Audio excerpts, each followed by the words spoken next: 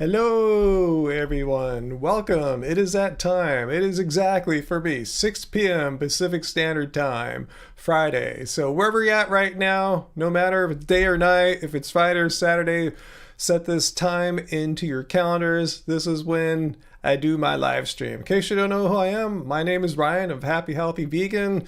This is the YouTube weekly live stream that is not hosted by a sociopath, a narcissist, or a grifter. No, you have simple me, a 56-year-old vegan of 13 years, a music producer, studied philosophy as an undergrad and graduate student, and I am here to talk about any and all things vegan. Hence the title of this live stream, Ask a Vegan Anything About Veganism. So welcome everyone. Good to see everyone.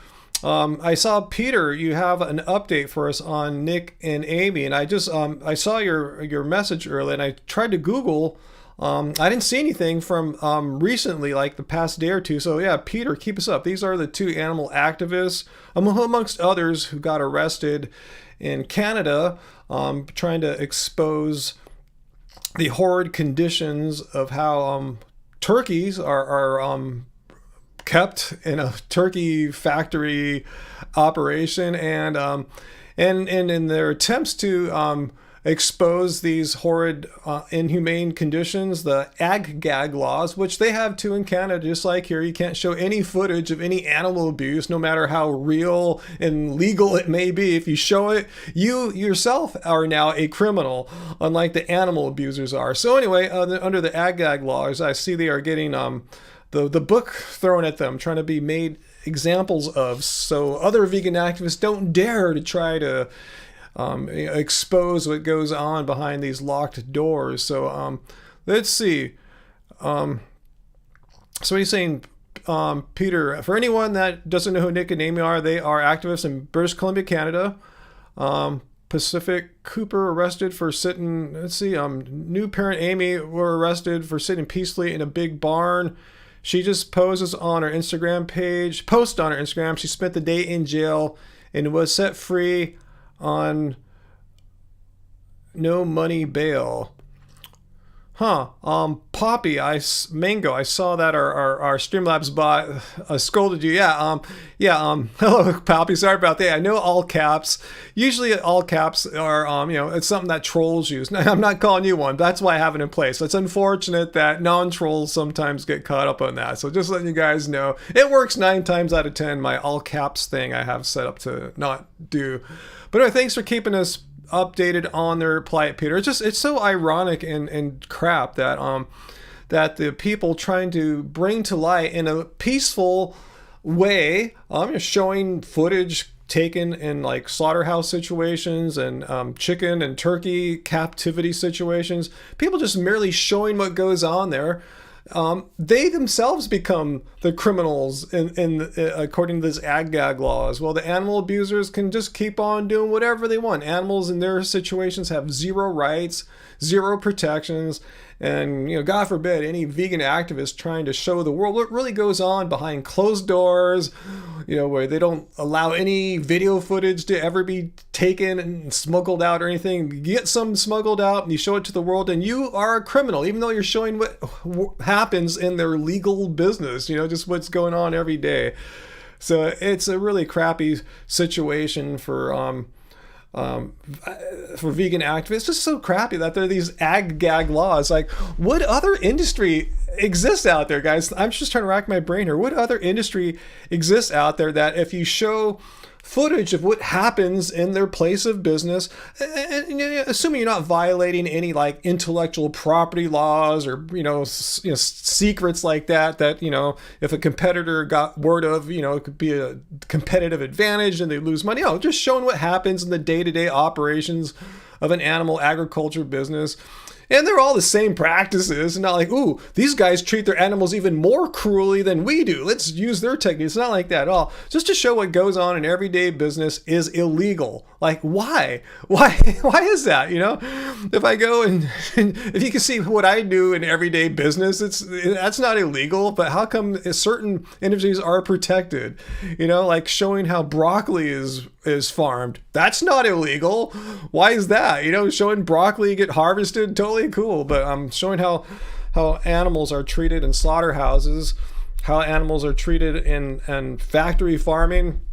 You can't do that. That's somehow you've crossed the line there. It's just too crazy. You can't do that.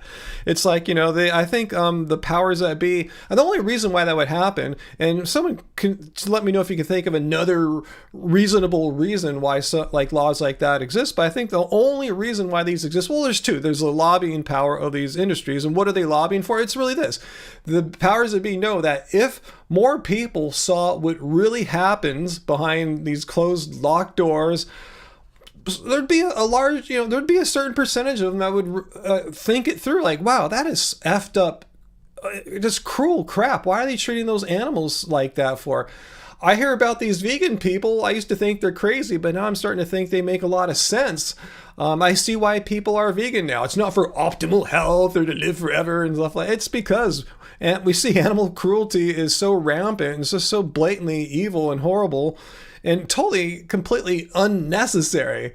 So, I think they understand that there is a certain percentage of people that might come to such thoughts, such conclusions as I did on my own a long time ago. I never saw any animal footage to know that. I just knew what happened just from reading about it.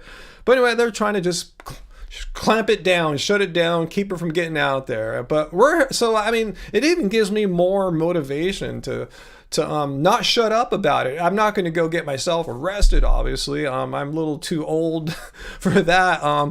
I personally don't want to get into that kind of legal trouble, but I'm not going to shut up about it. It's still not illegal. It's still perfectly legal to talk about this. You just can't show it. So even more motivation to, on a more regular basis than ever, to just not shut up about this stuff.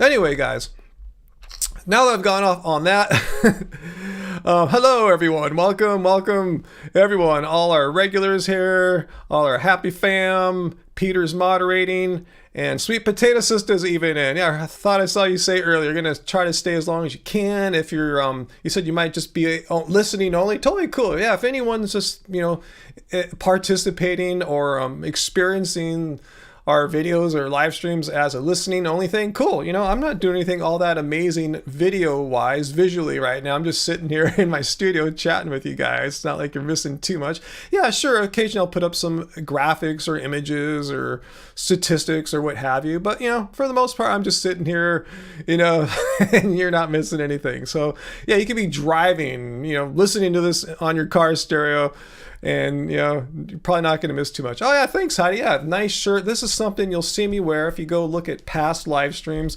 You'll see me wear thicker, heavier shirts like this in winter months. It's for us, it's been pretty cool here. I'm not going to try to complain or compare myself our weather to what some of you guys, most of you guys are experiencing, but it's cold here it's objectively cold when it's in the 30-degree Fahrenheit temperatures at night. It's cold. I don't care where you live. That's cold, right? It's not like, like your fall or summer overnight temperatures. 39, 38 is pretty cool. It's not that right now, but what is it right now? 56, but it'll get down to like 40 tonight probably. But anyway, yeah, it's still cold. And we live in a pretty old house. It's like over 100 years old, so it doesn't have the greatest insulation or anything like that. So when it gets cold, it gets cold. I've been into more modern houses, and they stay warmer. They stay, I don't know, I'm kind of jealous. It could be cold out. It feels great in there, but in here, when it's cold, it's cold. And when it's hot, it's hot. So you might see me wear some different fashion in the wintertime. Yeah, I'm with you, Peter. Never let the animal agriculture industry silence us. In fact, like I said, their stupid ag gag laws give me more motivation. It should give us all more motivation to speak out, because they can't silence our speech, right? They can try to, but that's against the Constitution, basically. We can talk about their practices. It's nothing. It's not a fascist dictatorship yet here. So but unfortunately, our free speech rights end when it comes to showing imagery that was obtained from inside their facilities. That's weird. That seems like an infringement of free speech rights. We're showing legal acts happening in a place of business, not giving away industry secrets, trade secrets, just showing what happens on a daily basis. But anyway, wow. Sarah, 11 degrees now and going down. Wow. Yeah, it's been like in the teens like that in the mountains up here, but they're like, 5,000, 8,000 feet high in elevation. So, wow. Yeah, it's been pretty cold. Yeah, I saw some snow on some of the highest mountain peaks yesterday when I was out driving. VLAM, am I going to try doing call-ins again? I just don't know how to really do it all that well. I've tried a few times. There's latency, there's echo. And I just don't have like some good software that just makes it happen easy. If there were, I might try it, but I try to do some weird crap with like, try to get Zoom into my streaming software here, and other people seem more successful with it than I am. But I haven't had a lot of luck with that. Plus, I don't want this to turn into some kind of debate thing, a debate show or something like that, because this is not a debate live stream and those are boring. I have no intention to turn this into a debate live stream.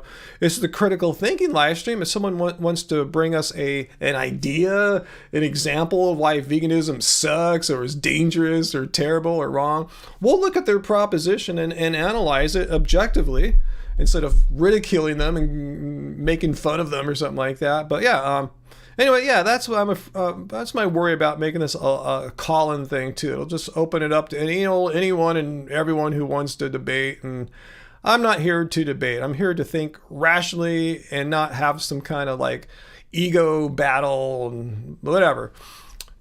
So, AJ, wow, it's not too bad for this time of year. 38 degrees, and you guys are like 3 hours later too. 38 degrees Fahrenheit, upstate New York. Sounds not that bad. And I thought there was some horrible weather happening. Maybe that's in the Midwest. I saw these like airports were closed in the Midwest, like Chicago.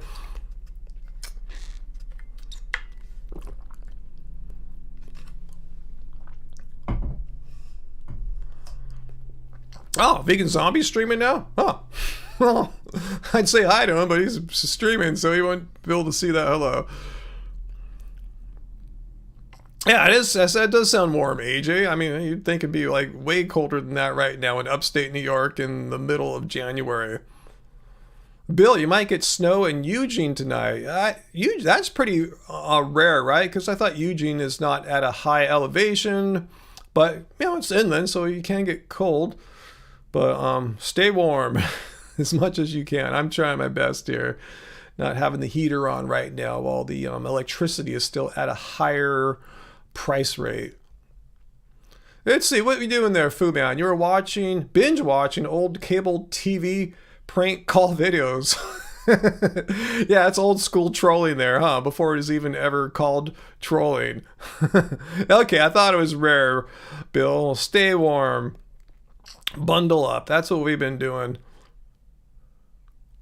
You're getting us another snowstorm. Yeah, I saw that Northern California and Southern Oregon are going to get hit with an atmospheric rain event this weekend. Tomorrow, I think. We're just, fortunate in Southern California, we're so south in latitude that most winter storms, we just kind of get the tail end of it, or they just kind of stay completely north of us, completely, as this next one seems to be. But yeah, sometimes the jet stream changes and points the storms right at us, and that can happen during El Nino years. It hasn't really happened yet. Fingers crossed it won't. Robert, summer here has been weird in Australia. Well, I haven't heard much about Australian summer yet. Yeah, well, let me know what's going on. Has it been warmer or cooler? I usually start catching up with your summer weather when I watch the Australian Open, which I don't believe has began yet. Then I'll see, wow, it's like 43 degrees Celsius every day and humid, and wow, all the players are like passing out. What's the weather been like?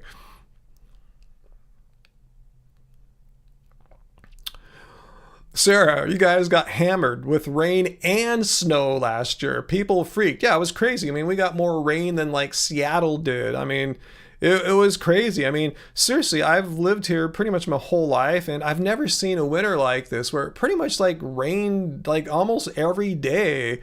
Usually, I mean, almost every day. It'll rain like 2-3 days, and a day will go by, no rain. Then it'll start raining again. Just storm out. It was just like the jet stream was just pointing every storm right at us. And it got really cold too, and that's why there was this crazy amount of snow in the local Southern California mountains, which usually, they'll get snow, but not like, like 10 feet of snow. Like people were literally like snowed into their houses. They had trouble getting out. So yeah, they don't think it's going to be like that this year, and it's not looking like it was already happening by this time last year. But we're getting a wetter winter, it's not going to be like a drought winter, I don't think. But yeah, winter. It's got its ups and its downs, I guess.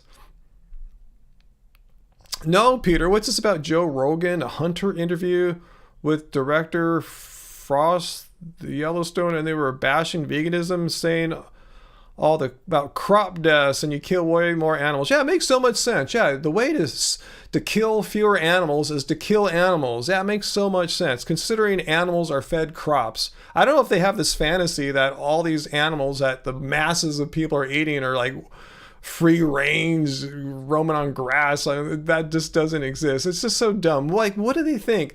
Like 98% of the animals that people buy and eat, that they get in stores are eating. They're just roaming the wild. If so, they're completely delusional or completely lying. That is just so easy to debunk.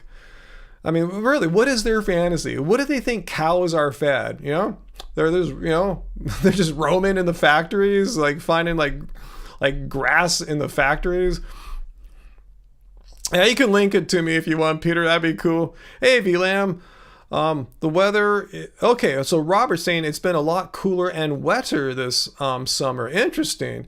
Yeah, strangely for California, this is one of the cooler summers I've had. Like, so you're having a cooler summer down there in Australia. Strangely, they said like 90% of the world experienced a much warmer than average summer, but we got lucky here in California. What's that, V? Weather is just going to get weirder. Yep, that seems to be the consensus amongst climate scientists.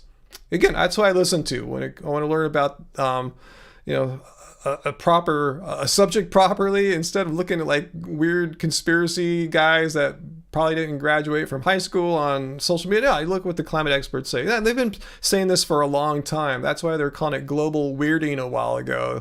We didn't know what that meant at the time, but that's what they're saying was going to happen. We're going to have a lot more extreme climate events happen more frequently, like things that they would call like a 100-year storm. You're going to start seeing them every like 4 to 10 years or something like that. Every 10-year storm, you're going to see those every 2 or 3 years. So yeah, just things get weird. Like I don't have to describe it for you. So yeah, weather's just going to get weirder. 2023 hottest year on record. 2024, yeah, with El Nino, will probably even be warmer and weirder. Wow, big scroll note. 66,000 cattle a day are killed just for McDonald's. And what do you think what does Joe Rogan think those cows are eating that McDonald's purchases? Are they all just free range? No, McDonald's doesn't do that kind of thing. They're cheap. They're just going to get the cheapest cattle they can, which are fed grains. And guess what? The grains that humans eat, grains that cattle eat and chickens eat, same farming practices, same agricultural practices. So there goes your stupid argument, Joe Rogan. All right, Peter, here's the video. Did you send it to my Instagram? Because yeah, can you? I see it here, but can you send it to my Instagram, Peter? That'd be awesome. I'll probably lose it in the live chat here, but in my Instagram, personal or direct message, it'll be sitting there in my inbox. Yo, Uncle, yes, indeed, more climate extremes. Like I said, fortunately, knock on wood, so far, this winter hasn't been that extreme in SoCal yet, unlike last winter. But yeah. Okay, Peter, IG2, awesome, thank you. AJ, yeah, did I see that Zuckerberg bought indigenous land in Hawaii to form a huge cattle farm? That's the latest headline. I remember seeing a few weeks ago or a few months ago, he bought a bunch of land on Kauai, I believe, to build some kind of compound so he could like hide from the world in case of whatever, social unrest or the end of the world or something like that. So he's got cattle on it too. Wow, what a tool.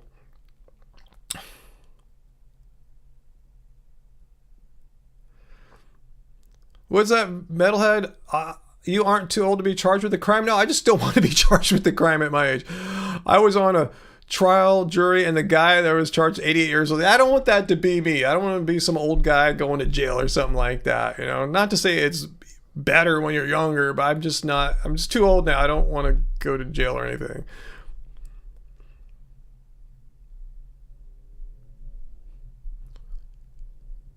What's that, for instance? Yes, it's hard to spit the chlorophyll green cows against the grass.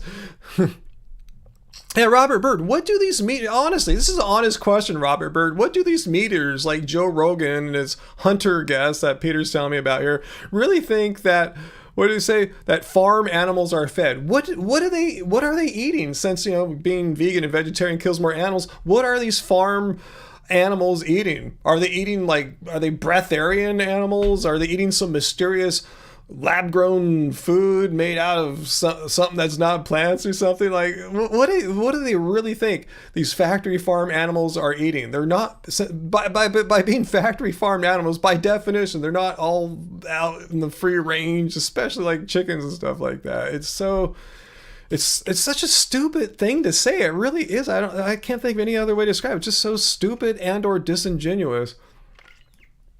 Uncle, did all the work get finished on our street? I thought so, but there's still a few things that need to be done. A few tiny things, but all the major stuff. They need to, like, paint some crosswalk lines, you know, the zebra stripes and, you know, things like that. You know, some curb painting. But I think all the jackhammering and giant curb laying machines and asphalt, all that stuff, I think that is done finally. So that's good. Yeah, it started a little bit before Halloween. And yeah, they're still tying up a few loose ends. That was a big project. But finally, after, like, you know, maybe like, yeah, I'm living here the whole time. Yeah, I've had a really jacked up street, and it looks really brand new and beautiful now. Hey, Vegan Moyman, what is a vegan? What is a vegan?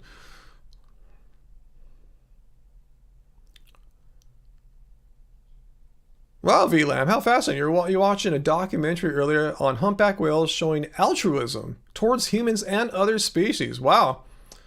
Yeah, I totally believe it. You know, I mean, I don't know why people think animals or non-human animals are somehow stupid and we're all smart. I mean, I see so many examples. Just go driving in a car, or just, you know, you'll see so many examples of stupidity all day. You know, just sure as humans can do some pretty intelligent things, but it doesn't mean we're inherently always intelligent. You know, but anyway, let's see what I see there.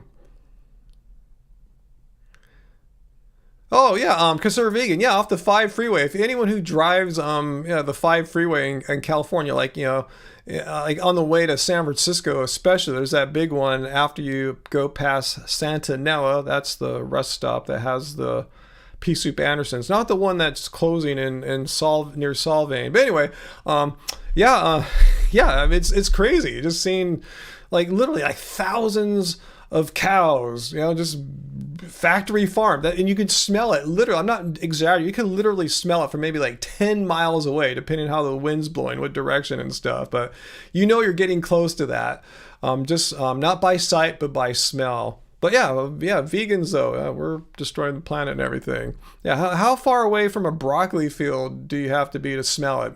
Hint, probably you have to be right on it.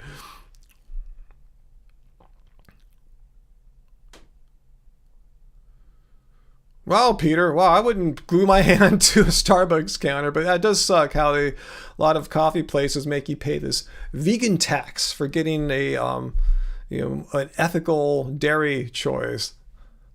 Oh, I forgot to turn my lava lamp on, huh? I'm blowing it. Let me turn it on right now. All right, there we go. It's going to take a while for the oil to heat up, but anyway. Yeah, you know that smell, sweet potato sister. You live here in California. Anyone who's driven past that cattle operation on Highway 5 towards, you know, close, you know, midway between here and San Francisco, smell is death. Yeah, it's just gross. It just smells like a combination, literally, of like death and feces. It's just, if hell were on earth, this is what it'd be like. Well, that sucks, Robert. You're having some street work too, and you're losing power. Fortunately, we didn't lose any power that whole time. Oh, thanks, Sarah. You're gonna remind me about the lava lamp. I don't know how I blew it. I always forget something, it seems. Sean Privy, what pedals do I have? Down my pedal board there. Yeah, you saw a good amount there. I got a combo of like boutique and non-boutique stuff, like, you know, overdrive, distortion pedals, delay, choruses, modulation, some vintage stuff too, like a vintage phaser from like the 80s or something like that. I had a vintage Big Muff on there that Angie had, but it's so big and huge, I got a smaller one to replace it, a more modern one. Delays, reverbs, you know, the basic stuff.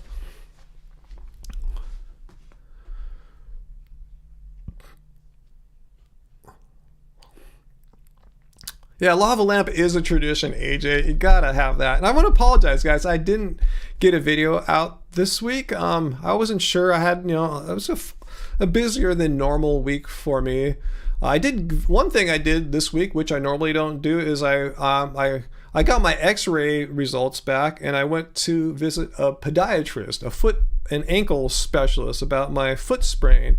And unfortunately, said he didn't see anything really wrong with it. And the fact that I wasn't like describing, like, I don't really feel pain. I just feel some uncomfortability in certain like walking situations, depending on what shoes I have on.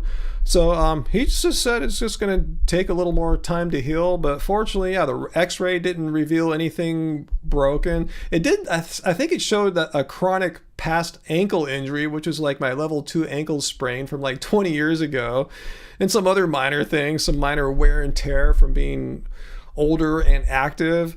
But yeah, I just have a midfoot sprain. He thinks I probably mildly made a tear in I always can't pronounce it right, the plantar fasciata, whatever. It sounds like an Italian dish, huh? Italian bread or something like that. PF.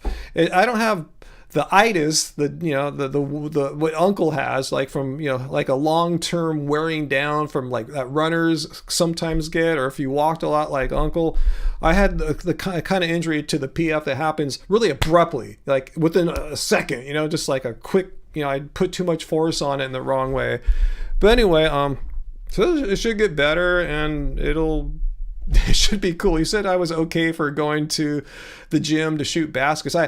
I tell you, I went last week and I only shot from like as far as the free throw line. I didn't do any jump shooting.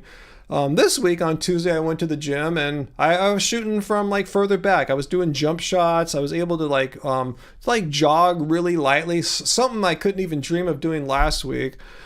So I am progressing. I am getting better, but it's still not healed yet. I definitely don't want to play any games. I couldn't. I wouldn't trust myself. I wouldn't be able to play defense or anything. I'll get beat, you know? That's my whole game really, is defense. So anyway, I don't want to re-injure it anyway. But yeah, there is progress. But yeah, veganism debunked. 56-year-old athlete injured his foot playing a competitive contact sport. You know, veganism debunked. You know, like, no, you know, there's no meat-eating basketball players that get midfoot sprains. It never happens. I'm just being facetious. No, it's a really common injury in sports like basketball, you know, soccer, stuff like that, where you push off your feet with a lot of force.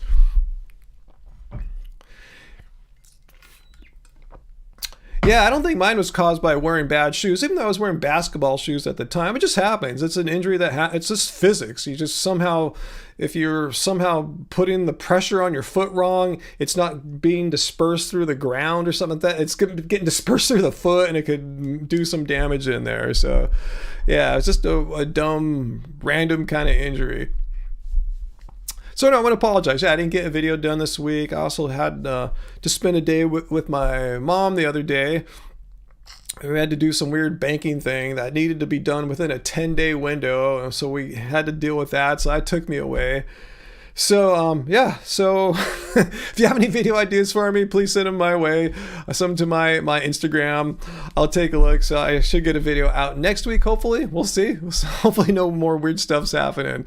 But yeah, sorry about that. No vid this week. Just but I want to let you know, keep you updated on my foot. He said I could be out for maybe another month or so. I said, foot sprains heal differently. You know, everyone heals differently. I guess everyone's injury is a little different. Everyone heals a little differently. No, I don't think it wasn't my dunks. I told you, don't worry, be happy. I was just pushing off on my foot. I was shooting a free throw. I knew I was going to miss it, so I wanted to beat my opponent to it, and get the rebound. And I pushed off my left foot. I felt a little pop, and that was that.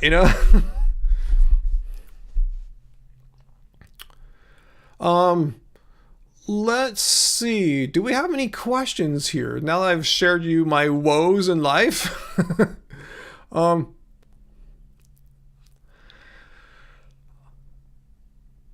Let's see. Fu Man, you got flat feet, 6 toes per foot. Wow, that actually might be good, right? It give you a little extra grip on that.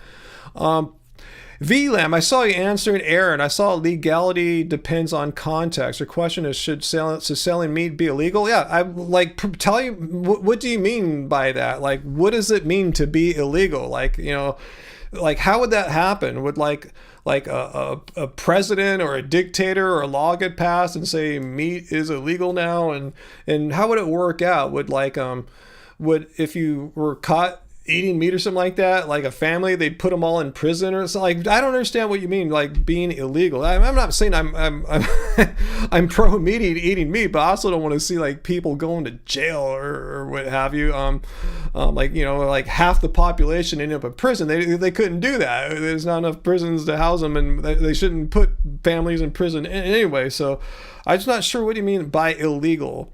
Like, what's the context? Like, people have asked us this question. It's such a vague question. So if I could see some specifics, like how would it become illegal, and how would it be enforced? Would it be enforced? You wouldn't put families in jail, maybe, but you'd put the sellers, like distributors, illegal drug dealers, but meat dealers in jail or something like that. I guess I'm more on board with that.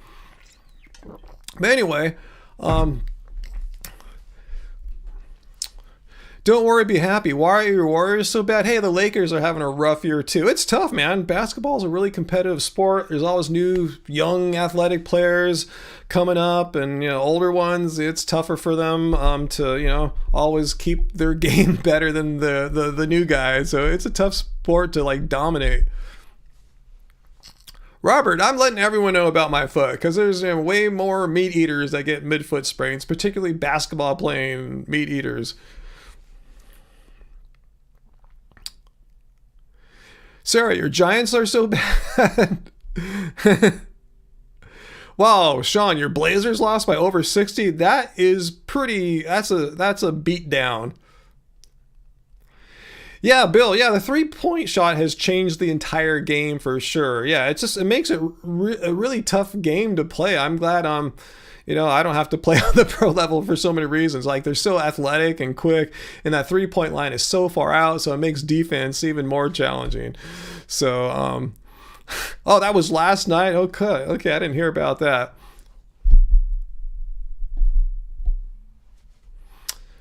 What's that, Peter?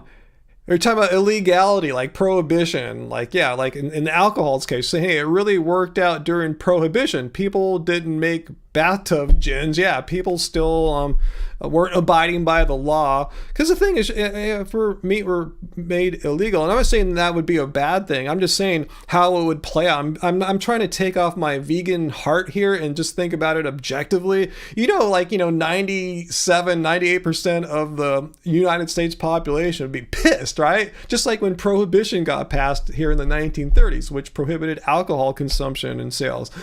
90-odd% of the American population, adult drinking age population, were pissed, and they didn't abide by it. They just tried to find ways around it, and that's what I'm thinking. What most people would probably do if some unpopular law like that got passed. Again, I'm not saying that's what I want people to do. I'm just anticipating, knowing how human nature is and how addicted to meat people are. I think that's just what will happen. And what are you going to do? Are you going to jail these people? Because you can't. There's just not enough jails for it. I guess you could fine them maybe. Then people will end up not having money. Anyway,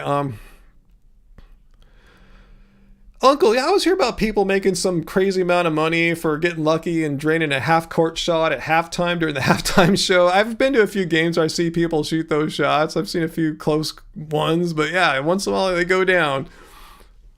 Fritz, your grandmother made bathtub gym? Awesome. Yeah, Peter, I've heard the law about ending the sale of dog meat in Korea. I didn't even know that was still on the books legal there. Abra. Wow. Abra Wilder, who are you? I don't remember you before. The Push Zuckerberg out of Hawaii fund. That sounds like an AJ side account. Is that you, AJ? But thank you, Abra Wilder, for your generous super chat tip there. And if I could use any power I have, any abilities I have to push Zuckerberg out, I would. But unfortunately, he's a billionaire and I'm just some dumb music vegan guy. That was you, AJ? I thought so. It had your kind of the first $30 very like not too many people do that. AJ is one of the few, and how your message is the thing, you know, the fund for a certain topic or another. So thank you, AJ. Yeah, lol, nice, AJ.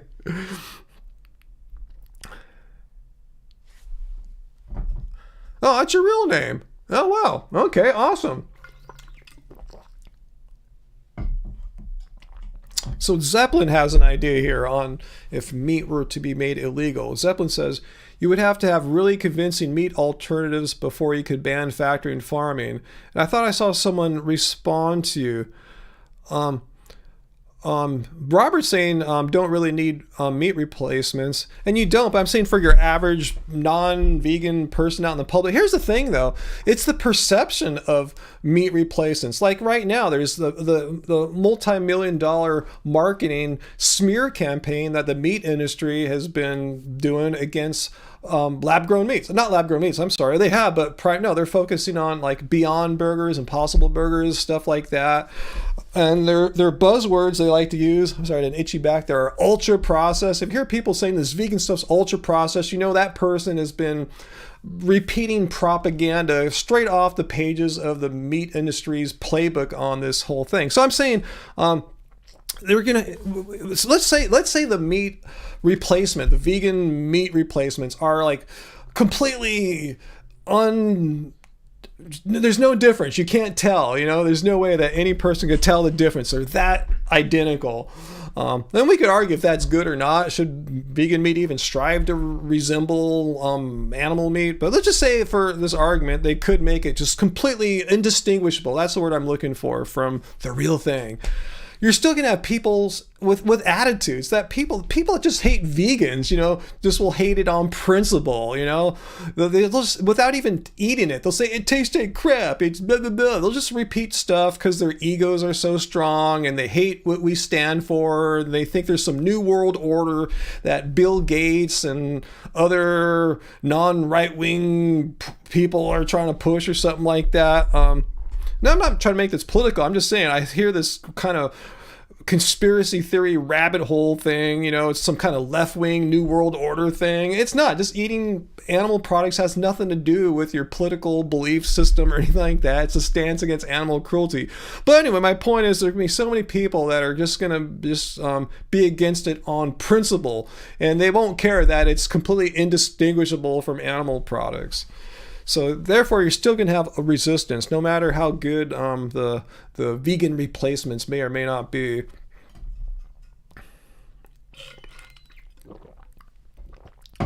Yeah, Robert.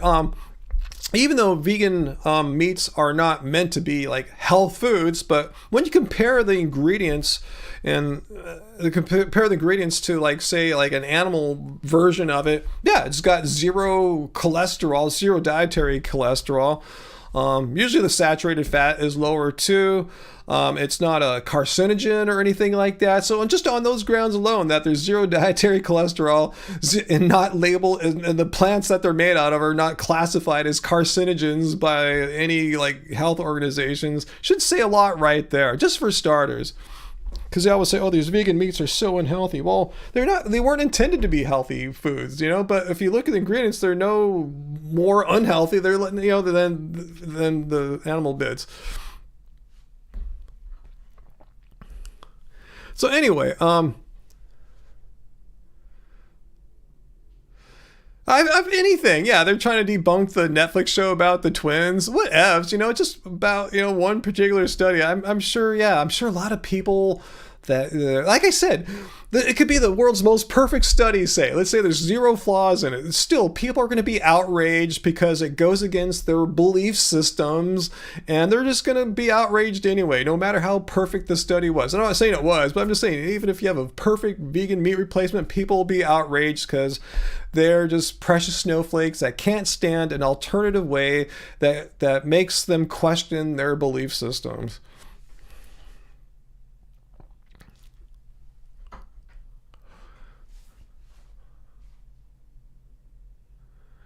Zeppelin. Well, you think the vast majority of people would accept lab-produced meat if it ever became cheap and environmentally friendly? Well, again, that's like, I was saying, like, say they could produce a vegan meat, even though this is real meat, that's pretty much is virtually indistinguishable from animal meat. A lot of people are going to have hang-ups about it. They're going to hear propaganda from the meat industry. If lab-grown meat ever became a competitive threat to their products, the meat industry will, again, like they did for plant-based meats, they'll go on a multi-million-dollar marketing campaign, a misinformation campaign. And that's what they did. They just paid their dumb influencers to say a bunch of stupid crap about Beyond Burgers. They'll say the same stupid crap about, or a different kind of stupid crap about lab-grown meat.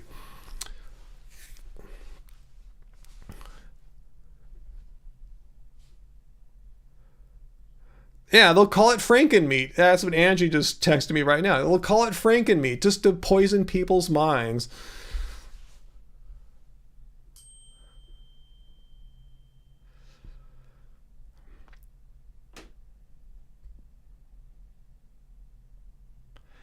Don't worry, be happy. Are you allowed to call yourself vegan if you eat honey? Well, here's my take on it. Don't worry, be happy. First of all, I don't have a problem with you. I'm not going to call you out or say you're not a vegan. I'm not going to say that or anything like that. But I will look at the definition of vegan here with you and show you my interpretation of this question that does get brought up quite often.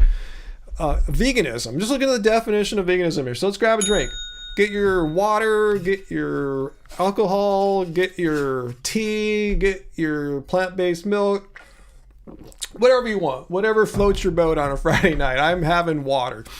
Veganism is a philosophy and way of living which seeks to exclude, as far as possible and practicable, all forms of exploitation and cruelty to animals for food, clothing, or any other purpose. So yeah, we're against and avoiding, as far as possible and practical, cruelty and exploitation to animals. And insects are animals. If you didn't study biology recently, or even if you did recently, you didn't care too much to study hard in class. Yeah, insects are within the animal kingdom. So yeah, insects are animals. So the definition applies to insects as well. So cruelty and exploitation.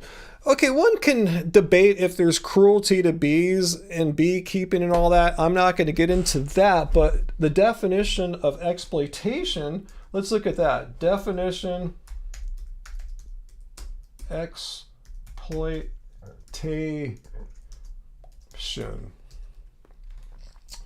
And let's look at right here. The act or fact of treating someone unfairly in order to benefit from their work. And that's exactly what is happening with honey. Exploitation. Bees are working. The exact wording used in the definition. Bees are working. The product of their work is honey. They produce it for bee purposes, bee business, the bee colony and bee things. They didn't make it for humans, but human comes along and snatches their work, the stuff that they spent their whole life making, the colony making for bee purposes, and the humans exploit it. They're using it for their own benefit, either for monetary gains by selling it, or just to utilize it into foods or something like that. So again, I'm not saying I consider someone bad who has honey or anything like that. I'm just saying if you really think about what the definition of veganism says, a stance against animal cruelty and exploitation. And if you look at what exploitation means, benefiting unfairly from someone's work, that sounds like what honey is. So anyway, that's how I consider it. Again, I'm not passing judgment, not calling anyone bad. I'm just trying to be consistent with what vegan principles are. Let's see, AJ points out one bee only produces 1/12 of a teaspoon of honey throughout his or her entire lifetime. One bee only makes 1/12 of a teaspoon. Wow, so you can imagine to get your one full teaspoon, or God forbid tablespoon of honey, that is going to be a dozen plus bees there. So just to put in perspective what's going on. But and the reason too, there's no necessary reason to consume honey. There's not like some essential nutrient in honey without which nutrient we would become sick or deficient. You can live your whole life and never have a bit of honey, and you could be fine. And furthermore, as in with all vegan products, there's vegan products, that you can use instead of honey. Like, there's tons of vegan sweetener or plant-based sweeteners. They don't even call them vegan. They've just been plant-based forever, like say agave and stuff like that. So, and maple syrup, there's a whole list of them.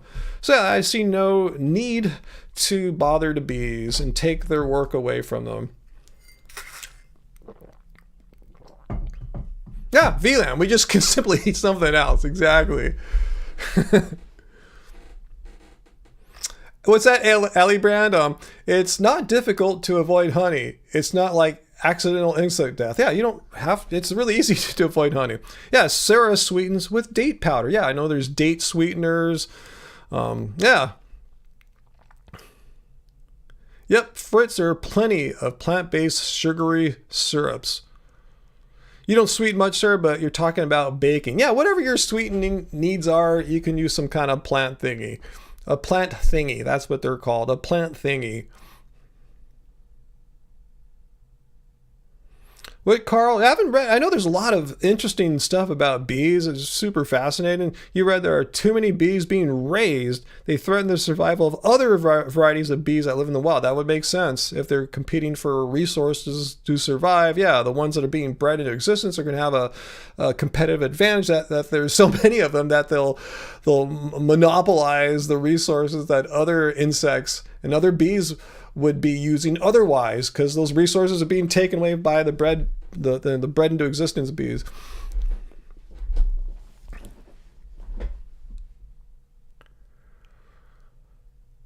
Troy, yeah, who are you talking to there? I like what you're saying here. I think you're talking about something you were saying earlier, but yeah, I'll read what you said. People eat junk food because of convenience, not because it tastes like meat. Why should it be different for vegans? I think I understand what you're saying there. It's like, yeah, like when a vegan eats a burger, it's the same reason like when a meat eater eats a burger. So when you eat a burger, you're not thinking, hey, what's the healthiest thing I can eat right now? What's going to optimize my longevity? You're not thinking, you just think you want a burger. Vegans can choose to have a burger if they want and not be concerned about having optimal food, optimal human diet all the time. Just like a non-vegan, when they eat a burger, they don't have to be thinking and are not thinking about the optimal healthiest human food that they could eat. Yeah, vegan food is held to weird standards, Shelley, for sure.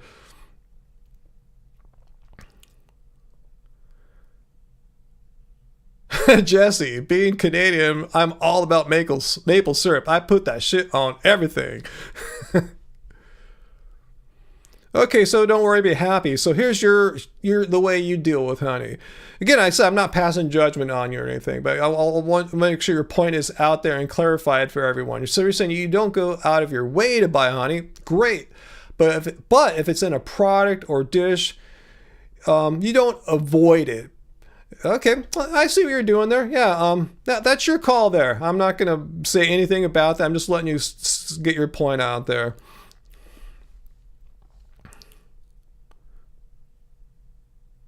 Yeah, Bill, processed foods were created just like other addicting things like cigarettes to addict you, to get you hooked. And they're not good for you. It's another thing they have in common.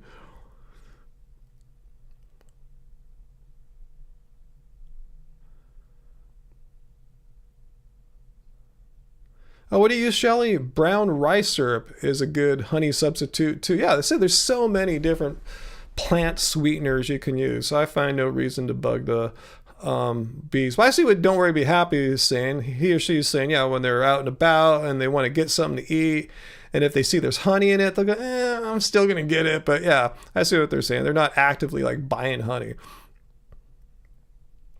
Would calling your girlfriend honey be vegan? Yeah, totally. It's just words there.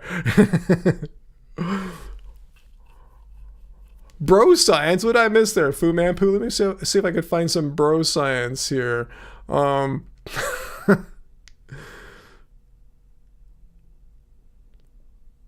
Let's see. I'm not seeing any bro science.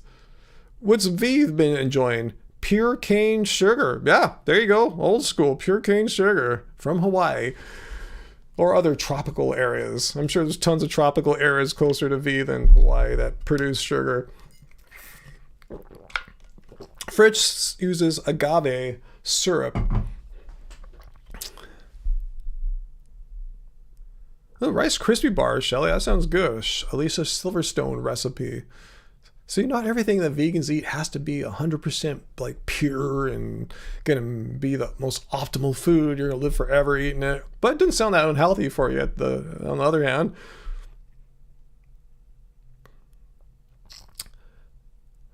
let's see. Have I missed any questions here lately? Let me look. Yeah, anyone have any question for me? But that was a good road to go down there. Don't worry, be happy about the question of honey and veganism. I give you my interpretation based on the definition. So yeah, good question. Yeah, Alicia's recipes. I wasn't bagging on her or anything there, Shelly. Yeah, her recipes are pretty clean for the most part. Her book is great, called The Kind Diet. I mean, I've seen her in person, pretty close up at LA Veg Fest, and she looks amazing. You know, she's like my ages. She looks great. You know. So I'm saying she must be doing something right. You know, she looks like she's living a healthy lifestyle, eating good foods.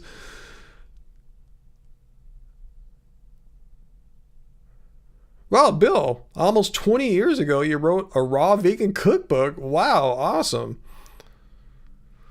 I didn't know you were a raw vegan at some point in the past, Bill. T. Jones.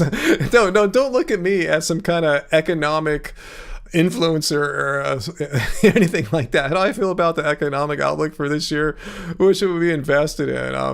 Whatever you were invested in last year, I would say just keep, if it worked for you, keep staying the course there. You know, I'm not going to call any sector or anything like that, or any particular companies or ETFs or anything like that. But I mean, the general consensus is that interest rates will be going down sometime in the first quarter or two of this year, which should, make, investments in stocks and ETFs and all that stuff, be a little better. They should do better in a lower interest setting. So, but, last year, it was a pretty good rise in the stock market, like 20% for the S&P 500 on a year where interest rates kept going up and up and up. So who knows what to do. It's the kind of thing, if you're into investing, as like a lot of us have done over the decades, like Sarah, it's a long-term thing. If you're just looking at it from a monthly or even a yearly standpoint to like make money, that you're just gambling, But if you stay the course, keep, in for like at least 5 years, if not a decade or plus, that's the non-gambling way of taking advantage of, like, you're making a gain and having that compound over the years. Yeah, it's a total long game, a slow, long game. People think that, oh man, I need to get rich, or I need to double my money in X amount of weeks or months playing crypto or the stock market. You're gambling. You're just doing some kind of legalized form of gambling. There's, and I'm not saying that's bad. I wouldn't recommend that. I mean, because I've seen so many people just like go from a bad situation to a way worse situation trying to basically gamble. But yeah, if you could, there's don't take my advice on how to do it. If you want to do it, do your own research. I could point you in some directions, like on Reddit. You can look up subreddits like, say, Dividends or Boggleheads. Just read stuff in there. Just, these are people giving you sane advice, typically. Playing the long game. If you want to try to gamble, look at Wall Street Bets. Those guys are just gambling, and some guys just losing like hundreds of thousands of dollars in a day or two.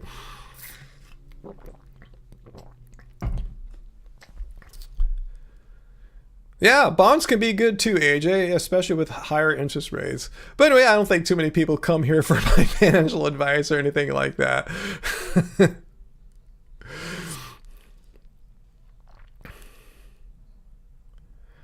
Yeah, there's a Vegan Woman. That's our that's what we use as our main vocal mic back there. Yeah, I have like I don't know, a collection of microphones. Not too many. I don't know, maybe like 5, 6, 7 microphones or so. That's our main vocal mic back there.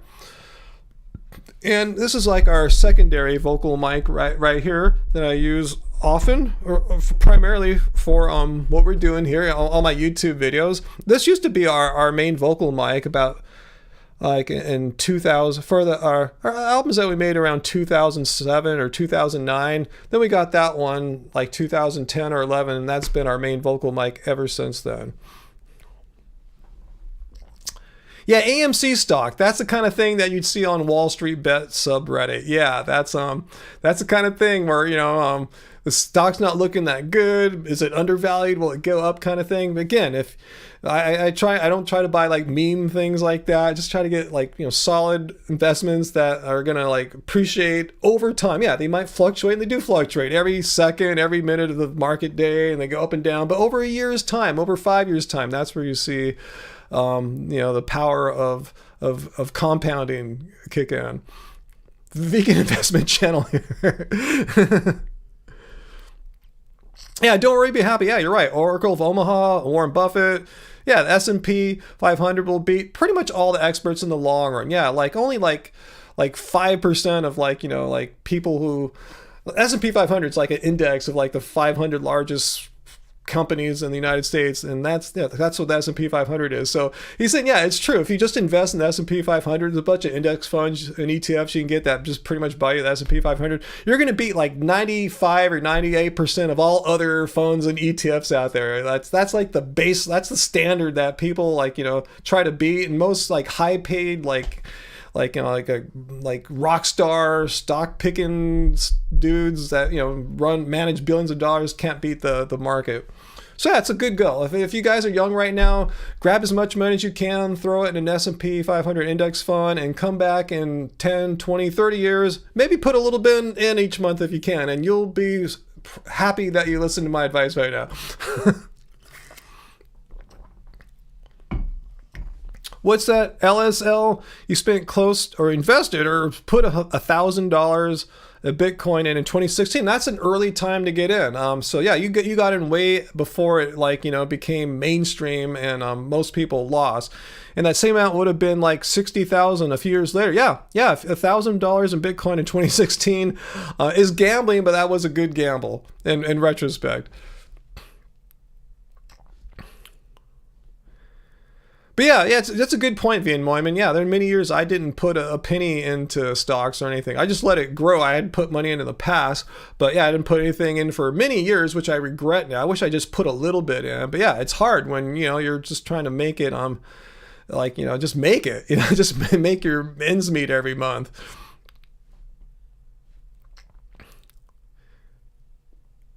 What's that, Cat Crafter? Why would vegans eat sugar-free foods unless there were naturally no sugar in that food?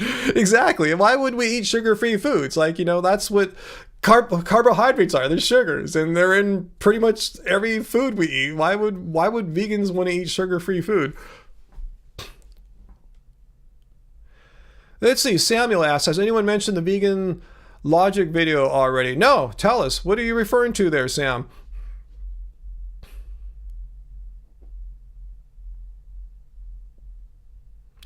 Yeah, Uncle raises a good point too. If you work for a company and you're lucky that they offer you some kind of retirement thing like a 401k, yeah, let them match your contribution as well.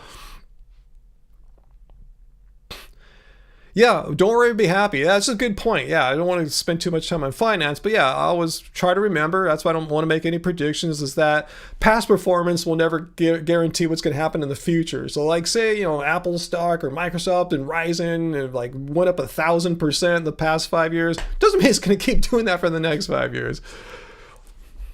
That's why it's good to have like a balanced, diverse investment rather than put all your money into one company or something like that. That's kind of gambling. Even if you keep it in there a long time, I guess now I said if you keep it in a balanced index fund, that's not gambling. Peter, what was your dinner tonight? It was pasta. With tomato sauce and lots of garlic. I would have liked it. Yeah, the garlic would like beat me up pretty good. Let's see, Sam. So what did Lifting Vegan Logic do? He edited the bad lady that talked nothing but lies and made her look like a great animal rights act. Who's the bad lady? Should I know this is some kind of meme thing, or was it some kind of like bad anti-vegan lady? Let me know. I'm not sure what you're talking about there, but it sounds kind of funny. Yeah, Shelly, I'm not a big fan of the taste of stevia or artificial sweeteners in general, but there was some stevia in that duckweed protein powder that I used to use, but I never tasted the stevia because I mixed it into my fruit smoothies, and which totally like overrode any stevia vibes that I could detect. Plastics. The future is plastics, Fu Manpu. That is The Graduate. Is that right? Let me know if my memory is correct there.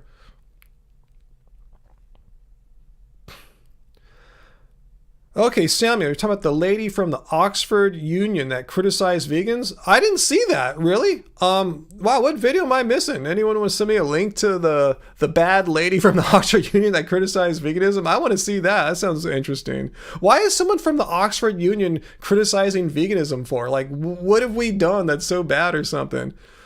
TJ, speaking of gambling, do I ever bet on sports? Never. The only one time I bet on sports is Angie and I went to Las Vegas a long time ago, like back when Kobe Bryant was, full force. I remember that game. We were in Las Vegas seeing Santana actually at the Hard Rock Cafe, and there was a Lakers game that night, and I had some like not insider info, but I knew like a certain player on our team was injured or coming back from injury. Anyway, I made a bet that night, maybe like a $5 or $20 bet, something like that, somewhere between $5 and $20, and I won a little something. That was it. Just because I could. I was there and it was easy to make that bet. Robert saying the Oxford Union meat eater lady was cringe and aggressive. Is this something that happened recently, guys? And does it have anything to do with Veganuary? Let me know if this is a Veganuary attack on veganism. Would make sense because it's in England, in Oxford. So let me know, because if so, that's something I should do a response to.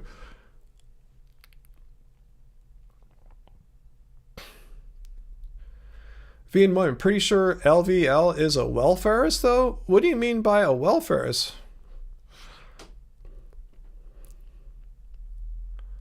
Like he's on welfare? Anyway, I don't see why that would make a difference. Do I bet on myself, Uncle? On what? Like, what could I bet on? Like, if I'm playing a game of basketball? No, I never bet on. I only bet one time on a game of one-on-one. This is like 20 years ago because the guy pissed me off at the time. It was like a $5 bet, and I kicked his butt, and I said, "You don't have to pay me, man." He just gave me the $5, and then we became friends for a long time after that too. If you're watching, Henry, miss you.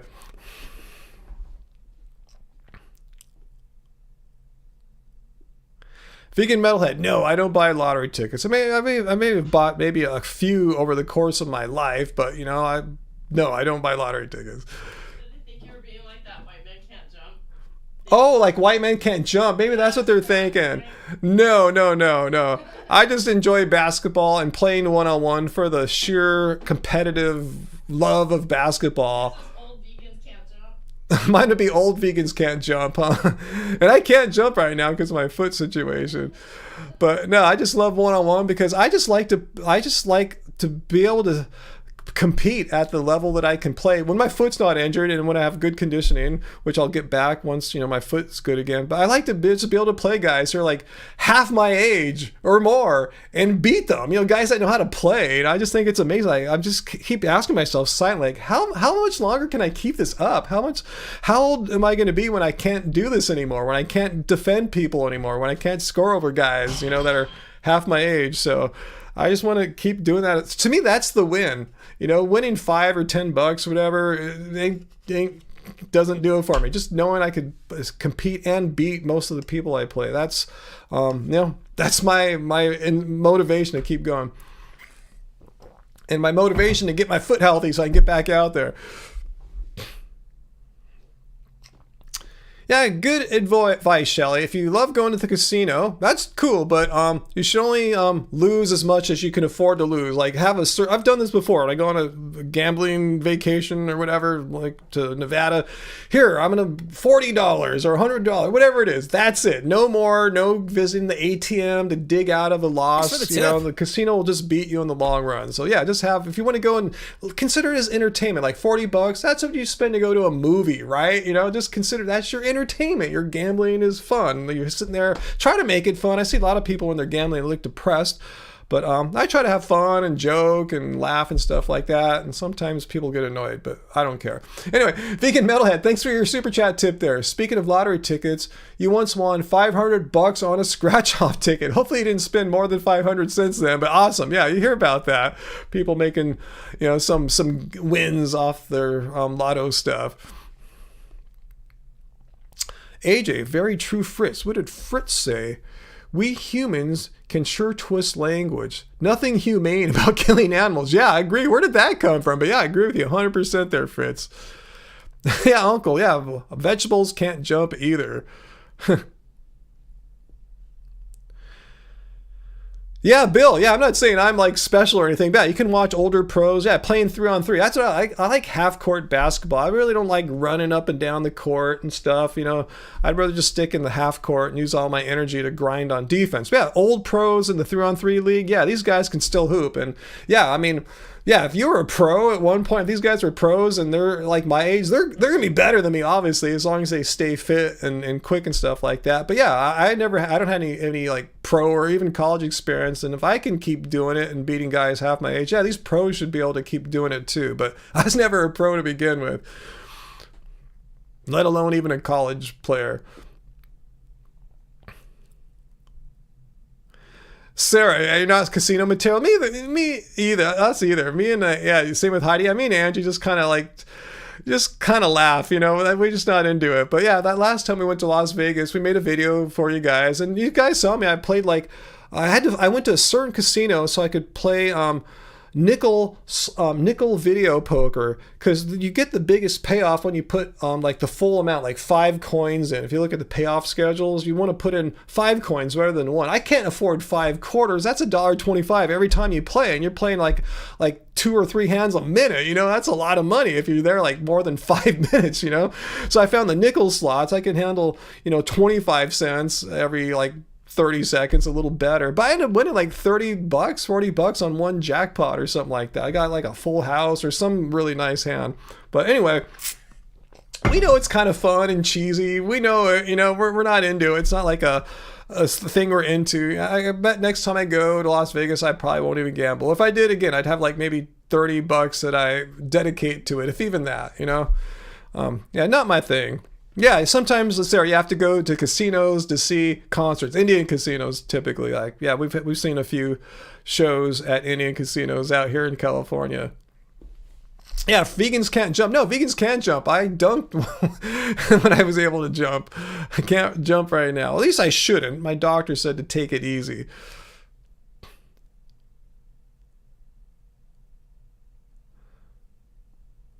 Bill, you played full court into your 40s, but not after that. Ah, okay. I didn't know you're playing basketball too. I didn't remember you telling me that. I mean, I'll still play full court. It's not like I can't or anything. I mean, I can't right now with my foot, but I mean, it's just not my preference. I'd rather play a half court game.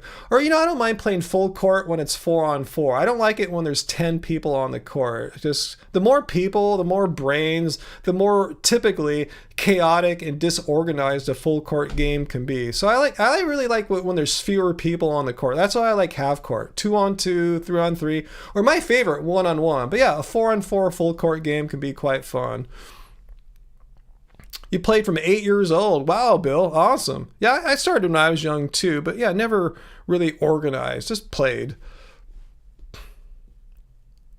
You've coached too. Wow, awesome. That's some serious stuff. I've never coached. Well, Sarah, how'd you find out your pretty much next door neighbors are vegan? How did that come up? That's interesting. Did you have like a vegan shirt on and that started a conversation? Just kind of curious. Dr. Bear, hey, Dr. Bear, no trolls. No, not really any trolls yet. Have we had trolls tonight, guys? I don't think so. We had one or two questions, but I don't think they weren't troll questions. But no, we're cool. You're the definition of fanatic. Wow. That's awesome, Bill. Yeah, too bad the Lakers aren't giving you a lot of wins this season. I'm glad I didn't watch that Suns game last night. I just watched like some of it and the ending. And like, wow, yeah, not having a good night tonight. They were, yeah, troll free. That's how I kind of assessed it too.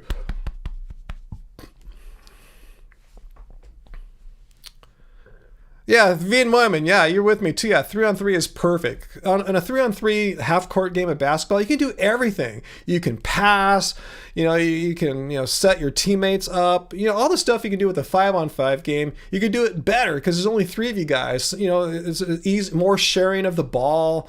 With 5-on-5, it's quite often common to like not share the ball properly, and guys get pissed and not motivated if you're not getting touches. So anyway, yeah, 3-on-3 is great. You can do everything that you can do on 5-on-5 and more efficiently, I think. Let's see. So Sarah, about your vegan neighbor, we have a hood text thread, and someone asked if others wanted her Instacart order, which was wrong. She got bacon eggs by accident, was offering stuff to others. Oh, interesting. Okay, I get it. A neighborhood text thread, and it's just, yeah. Don't worry, be happy. You didn't jinx them. Have faith that your Warriors will win. If they're up in the fourth quarter, there's a good chance they will finish up at the end.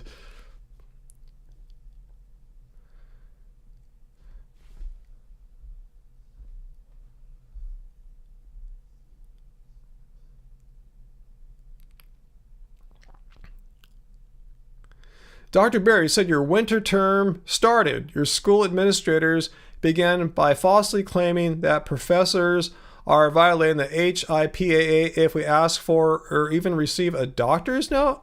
Huh? Let me see. Really? That's news to me. Huh? You're violating HIPAA if you have a sick student and you ask for a doctor's note, huh? How is that? That's why the doctors write notes to get people out of trouble with their work and school, right? How is that violating privacy? If the doctor says, yeah, Johnny was not able to attend school last week because Johnny had a upper respiratory tract infection, and that's why I'm writing this note. That's why they're writing. That is weird. That doesn't make a lot of sense. But maybe your school district is overly, hyperly paranoid about lawsuits or something like that. It's the only thing I could think of. That is weird.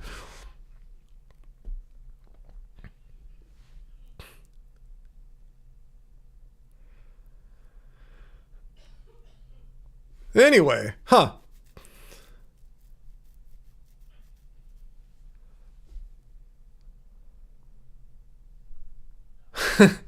Little League, you were a coach as well, Pooh. Yeah, I don't think I'll ever have the experience of being a coach. Who knows though? Yeah, it's true, Bill. That's what I say. It's given by consent. The doctor writes it and the patient gives it by consent. The patient is getting something for producing the note to their employer or teachers or whatever. They're getting out of trouble or whatever. That's why the note exists in the first place. That's interesting.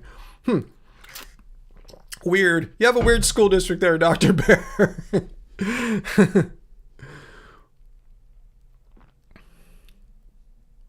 Yeah, Nikki, are you a doctor?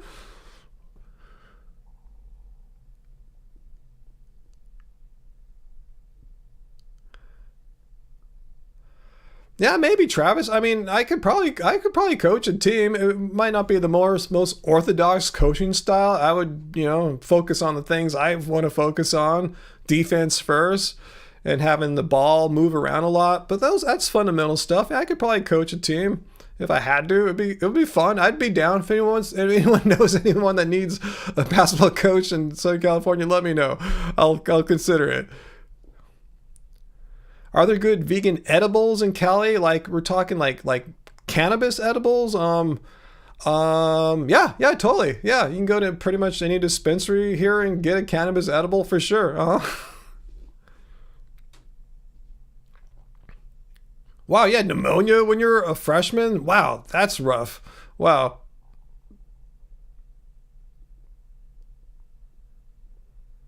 Let's see. Veganics? What's that? Should animal aviary make public post about Gaza linking it to veganism? I have no idea what you're talking about. Animal aviary linking it to vegan. Yeah, tell me more what you're about asking there because I don't understand. I don't understand the context. I just probably don't know who you're talking about there. Petey's, you're still fixated on the mention I made last week that I sometimes go commando. You're still like, yeah, you haven't gotten over that yet, huh? What's that, AJ? Yes, your former employer told us they didn't want a detailed diagnosis on our doctor's notes. Well, the doctor's got to say why you were gone, right? It's like they just want to say Johnny was sick. End of the story. Like just say upper respiratory infection. That's what he had. It's like anyway. What's up, Dr. Burr? Yeah, your administrators didn't even get the acronym right. They called it HIPAA, H-I-P-P-A, in their announcement when it's actually H-I-P-A-A. Wow, they didn't even get that right. So we're violating HIPAA, but not the real HIPAA, some weird one that we mistyped here. Interesting. Jesse, your ex was a volunteer hockey coach for young kids. He had to quit because the parents were insane. Wow. That's one thing I wouldn't want to deal with is if parents were like just complaining and on my ass, or anything like that. Like my kid needs to be in more, needs to play more. No, your kid will play according to their talent and how much they earned it in practice.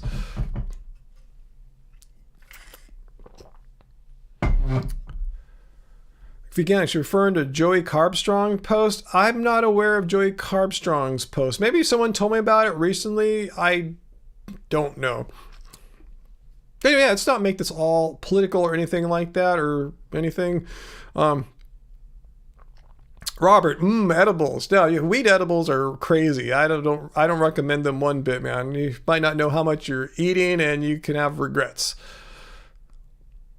Hey, Allie, when you were in college for art, they lowered your grades, a letter grade, if you missed more than 3 days. What if you had a doctor's note, though, huh? That should help out. Hopefully. Maybe not. I guess some schools might be super strict. Bill thinks, sounds like the district is so scared of lawsuits, they made that up even though it's not a violation. That's my guess, too. Okay, Peterson, yes, Joey Carbstrong made a video about Gaza. Cool, good for him. Awesome. If he wants to put himself out there and take the heat from people who are pro-war and pro-Gaza invasion, good for him. Awesome, because it looks like a huge humanitarian crisis.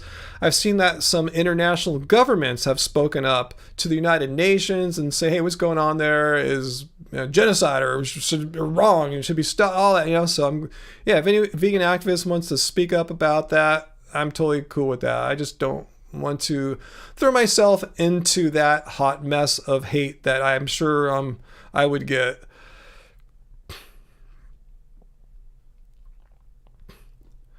Fu, you went to Humboldt State, grew weed back in the day. Awesome. Yeah, a lot of weed growing was happening in Arcata. Probably still is. Shelly says, I will only use edibles from a dispensary so I know exactly what you're doing. Yeah, you want to know exactly how much you're having. Hopefully you understand how much milligrams is, what kind of effect that is. Yeah, that's it, Bill. South Africa. That's what I saw. South Africa is trying Israel at The Hague. There you go. So it's already happened on an international level. And good for South Africa for going at it there.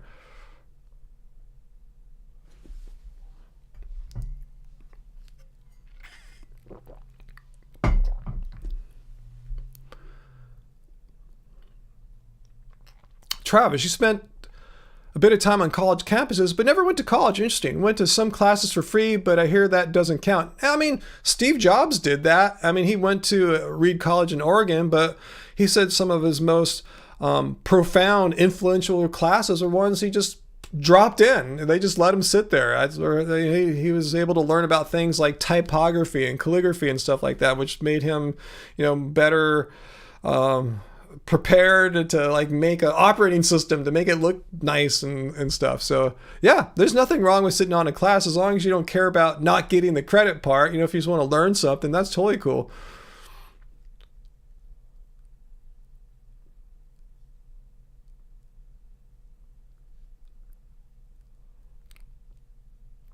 Yeah, I agree with you, Robert. Yeah, pretty much all wars are wrong and unnecessary. All the justifications that you hear, why they have to have a war, it's usually some excuse, and it's not something they had to do.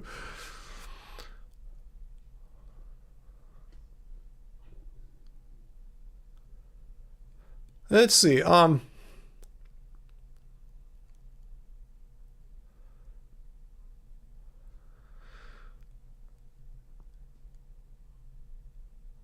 Yeah, I like that, Travis. Fight war, not wars. Exactly.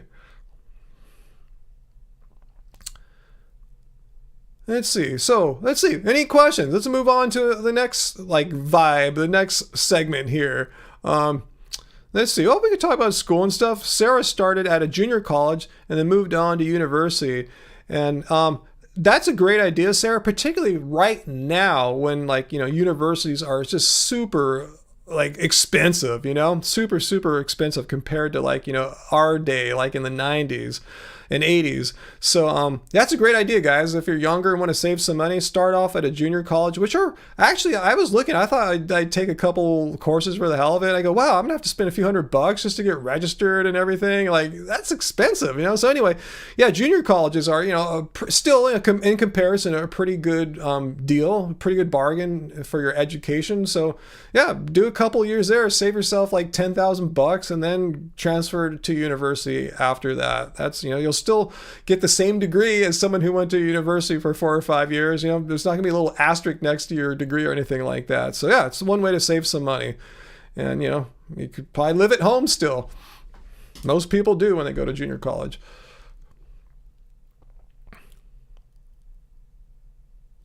Vegan Metalhead, good for you. Left college with no debt because you went to community college. Zen Thix, thoughts about this vegan YouTuber? I've never heard of him or her before. Xenix3, so I can't give you an opinion there.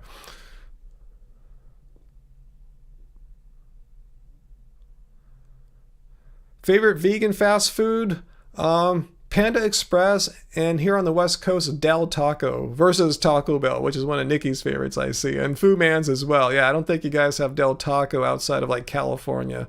That's my favorite. They always get it right for me too, as far as when I select no cheese on the app, there's no cheese, and they've been 100% accurate. And I've been going there for a few years now. I'm always amazed that they haven't effed it up yet.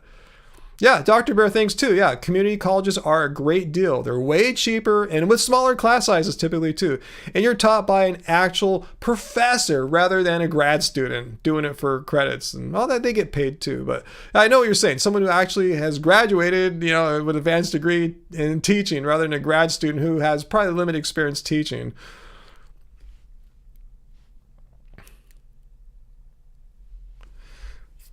So yes, that's great here. Community college, junior college is a great deal. And if you want to save some money or you want a stepping stone to university, it's a great thing. Robert Bird, Vegemite. Can you even buy it here in the United States? I know it's an Australian thing. I don't think we have it. So please correct me down there if I'm wrong. Can you? Yeah, Ali, unfortunately, yeah, that vegan orange chicken thing was just a last year thing. They stopped it here too. They did like a test market thing in a few of them. Then they went nationwide. Then they ended it. And they said it was just a temporary thing. So unfortunately, that's over. Because I like their vegan orange chicken. So I don't know if it's ever coming back or not. And if you're watching Panda Express, bring the orange chicken back, the Beyond Orange Chicken, the vegan orange chicken. Bring it back. It's so good. If you bring it back, I'll go there once a week, all right? I promise you. Well, I can't promise that, but I'll go more often. Heidi says, Trader Joe's changed their vegan orange chicken. It's not as good. You'll still get it, but dang, that sucks. I hate when people have something good and they change it. So Dr. Baird did the same thing too. 2 years in local community college, 2 years to finish her bachelor's degree, and then 6 years in graduate school. At least you save that 2 years there of expense going to a way less expensive community college.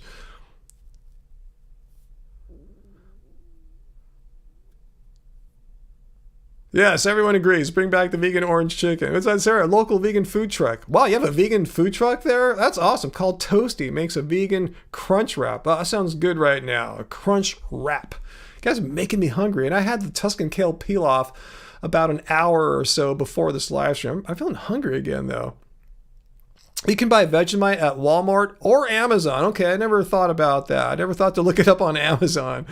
And yeah, I don't really go to Walmart, but yeah. So there you go, Robert. If you're in the United States, you can find Vegemite if you really must. Oh, you have 3 or 4 vegan food trucks there? Wow, man. Bend is like a very like progressive town or city, actually, right? City.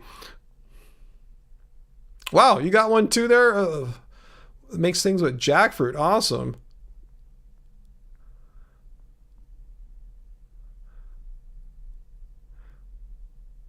Yeah, what does Vegemite taste like for all you Australians or people that have eaten Vegemite? Because I've never had it. The first time I ever heard it was in the Men at Work song when I had a bite of my Vegemite sandwich or whatever that line is. You know, that's my full experience with Vegemite is a song from the 80s.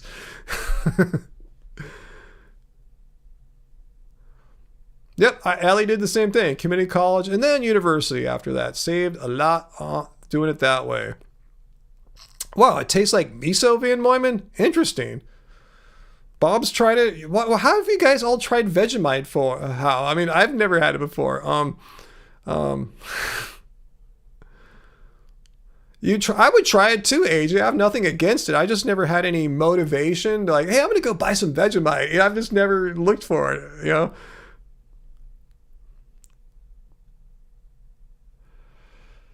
So what's that, Tina? Vegemite is a salty umami taste you eat on toast. Interesting. Huh. And I kind of both waited and jumped into veganism. I waited for many, many years. And all of a sudden I said, screw it. I'm going in all the way hardcore. So I kind of did both.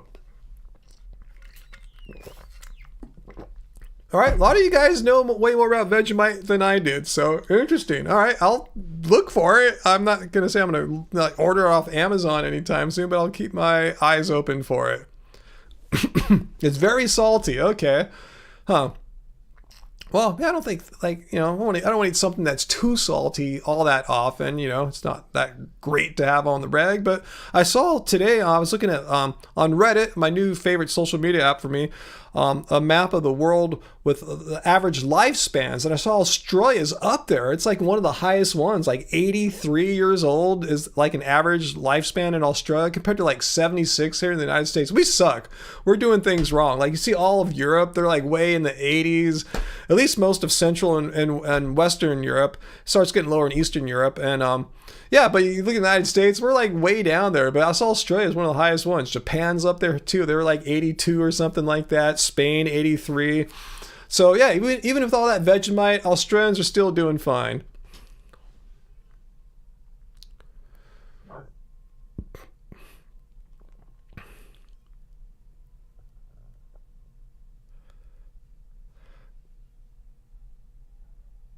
let's see. No trolls. We've had no trolls tonight. And I invited some people. I left some like horrible comments for me this past week. I told them to come to the Friday night live stream and state your case, and I'll listen to you with an open mind, but they didn't come. So yeah, you didn't miss nothing. Didn't miss nothing. Double negative there. Well, Sarah, you've never had jackfruit? I'm surprised with all the vegan trucks and stuff. Like, you haven't had some kind of like jackfruit based something, because it's becoming more and more popular or common as far as some kind of like plant based meat thing that's not a meat, like not like a Beyond Burgers kind of thing. Oh, I love kimchi too. Yeah, we just had some yesterday, and a rice dish, some kind of Asian rice dish that Angie made us yesterday.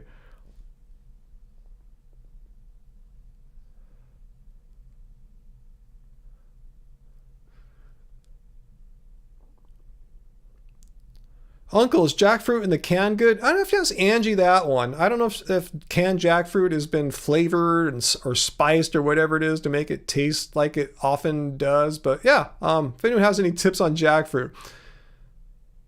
I get what you're saying, Sarah. Yeah, I know what it's like to go to a restaurant or a truck. Yeah, if you got your fave thing there, you're going to get your fave thing for sure. That's how I am too. I'm kind of a creature of habit like that too.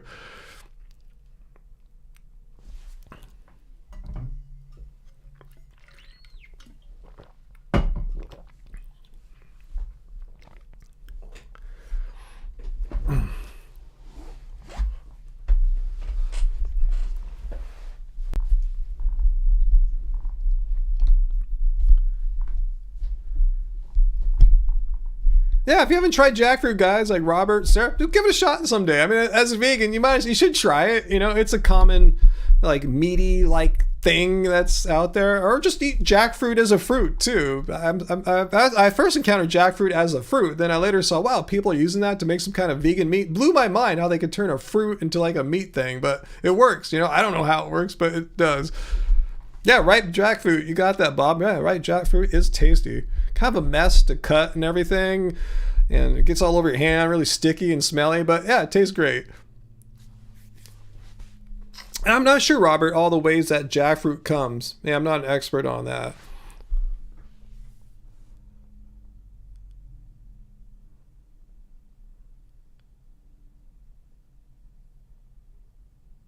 Oh, that's cool, Peter.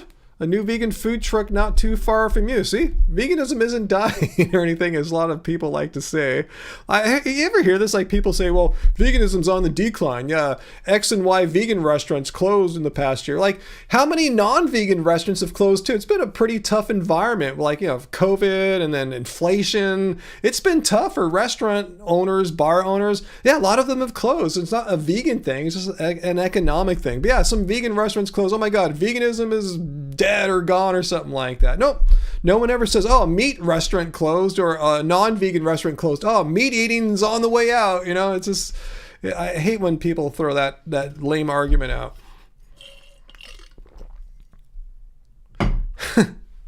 Fu Man, I don't think anyone's following his advice out there. That's why they're living a long time in Australia. Yeah, Dr. Bear. Yeah, you hear this often, because the price of Beyond Meat stock has dropped from like $100 to $8. Oh, veganism's dead. Yeah, vegan restaurants are closing. Veganism's dead. You hear this all the time. It's a narrative that certain people really want to put out there, and they ignore the fact that non-vegan food companies have gone out of business or their stocks have gone down drastically, and non-vegan restaurants have had troubles too. Wow, a vegan ramen shop by you there, by Harvard out there in Boston. Wow. Yeah, vegan ramen. I wish I had a good vegan ramen place to go to around here. I know a place where I can go to get vegan ramen, but a completely full vegan ramen shop right around here, I don't think we got one that's terribly close. Wow, Sam, that's good. You can make eggplant taste even better than meat. Awesome.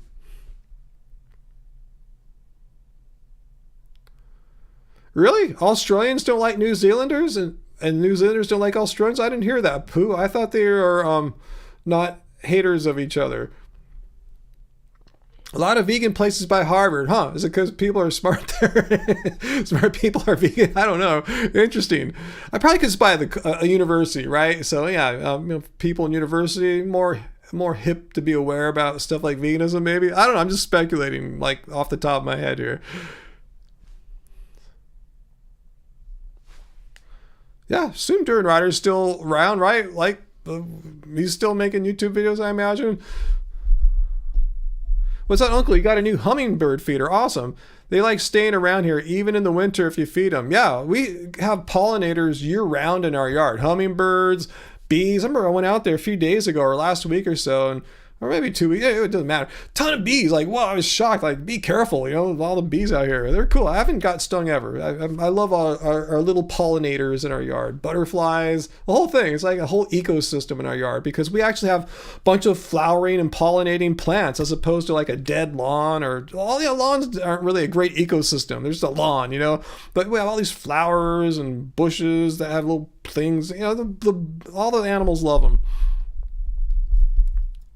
Yeah, Giovanni, college kids are probably more aware of it than like just an average person off the street or whatever. That's good, Vegan Metalhead. Your workplace has a ramen dish that can be made vegan. God darn, you guys are making me hungry now. If any of you guys live near a veggie grill, they're doing buy one, get one free bowl, I think all week till Sunday or something like that. Kind of tempted to maybe, I did that on Monday. I'm tempted to get another one before it's over. Get a some kind of hearty bowl. I don't know, Uncle. I told you we had the Tuscan Kill peel-off about an hour before I came on this live stream, but I'm feeling kind of hungry. Yeah, vegan moment. I like the natural aspect of our yard too. We don't have any lawn or grass. It's just plants that all the animals and insects and every birds all love. And the cats love it too. Like Chubbs, as you saw in our last one, he loves our yard. He sits on the couch. He hangs out under several plants. We call it the cave, even though it's not a cave, but it's like a little cave-like area for him underneath some low branches. All sorts of animals love our yard. You see the animals coming by, the squirrels, the skunks, the raccoons, and all the little pollinators. Yeah, we have a real yard. I wasn't trying to be real. I just didn't want to have a lawn because, it's a lot of work, a lot of water. And face it, we live in a desert. It's not like Wimbledon here or something like that where it rains all the time. We live in a arid, dry desert area. Lawns aren't really all the most practical thing here. So early on, we just got rid of our lawn and just put in a bunch of plants and haven't looked back. And it's really low maintenance. I barely water or anything, just kind of let nature do it. A lot of drought tolerant plants. I mean, I water on occasion, but just barely. Most of my time is just pulling weeds and stuff out. That's really the biggest duties.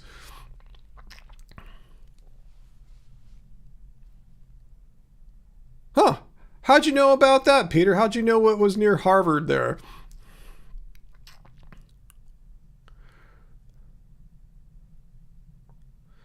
Zena says, when you went to Harvard, you always wanted to go to Veg Galaxy but never went. Interesting. I didn't know you went to Harvard. Wow, impressive.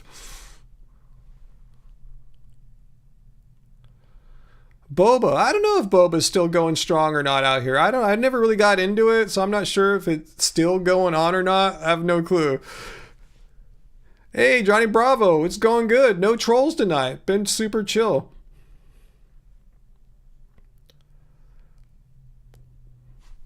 I'm going to burp though. Oh, Shelly. Yeah, Illinois. I saw that's where the storm seemed to really cause a lot of havoc. Like all the flights out of Chicago or something like that were canceled. Wow.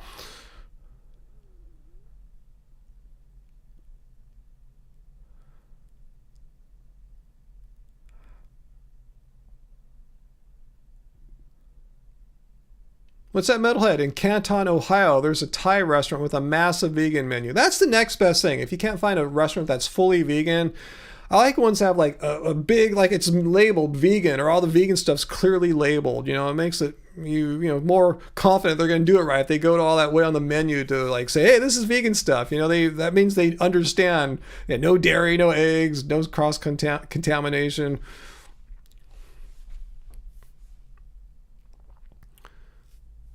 Okay, so you guys know more about the boba scene than I do. Okay, cool. Yeah, it's never been my thing. Not against it or anything, just not something I'm attracted to.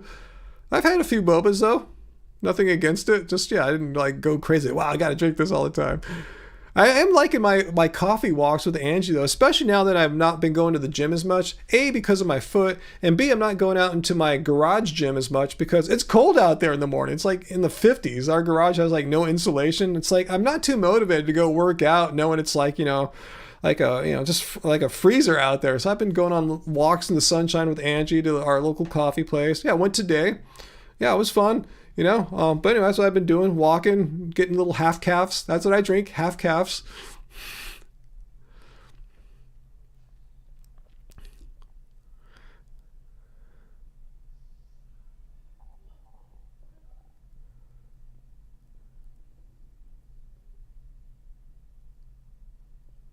Sarah, you're going sub-zero this weekend, 5 feet of snow. Wow, yeah, I saw that. I told you the Atmospheric River is aimed at Northern California and Southern Oregon. So yeah, you're going to get walloped, especially as you said, if it's going to be sub-zero. Yeah, it's going to be snowy, dangerous, sounds like it. So yeah, be careful. Just if you can, stay in. That's what I do when I know the weather's going to suck, cancel my plans if I can and just stay in because it's going to be hell out there.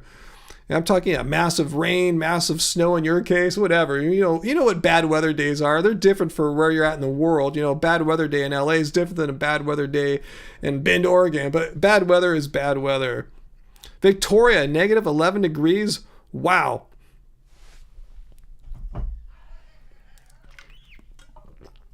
Jaden, what's my exact favorite coffee shop order? Well, the thing is, the drink I get isn't like a latte or whatever. It's a latte, it's a special drink that this one coffee house makes, and it has its own unique name that the coffee house gave it. But it's a latte. It's like an iced latte type drink with oat milk. Yeah, that's what I get. It's basically a fancy iced latte of some kind. Half calf though, half calf. That's what I get. Not decaf, half calf.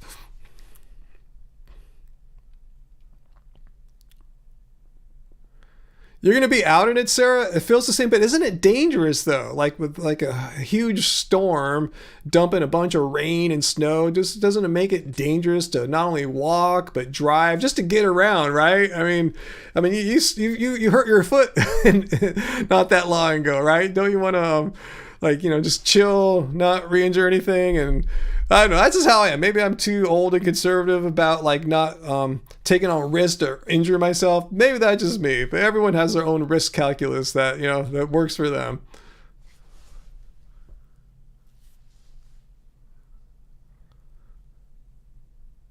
Yep, it's going to be cold. It is going to be cold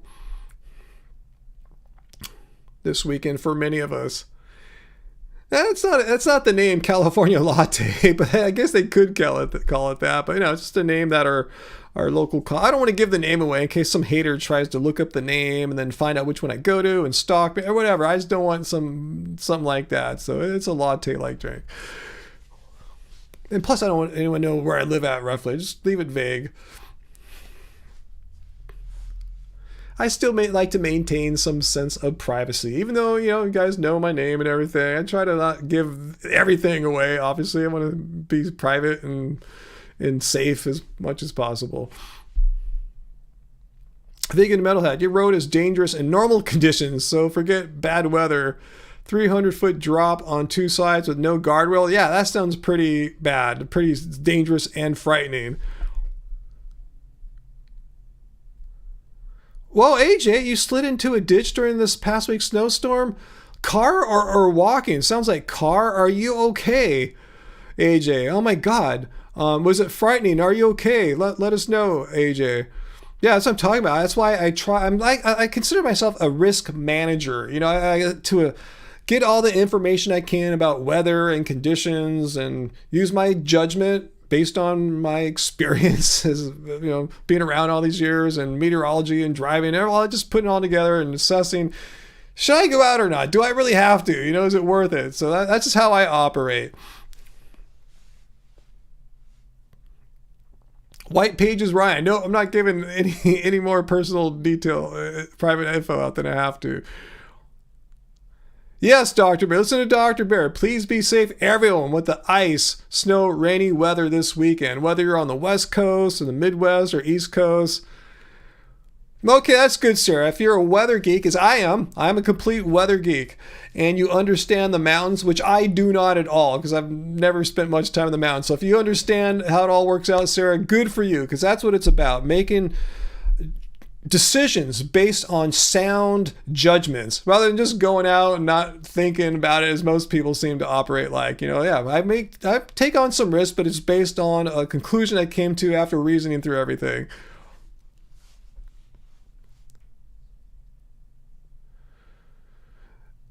Well, who's that, Xenix?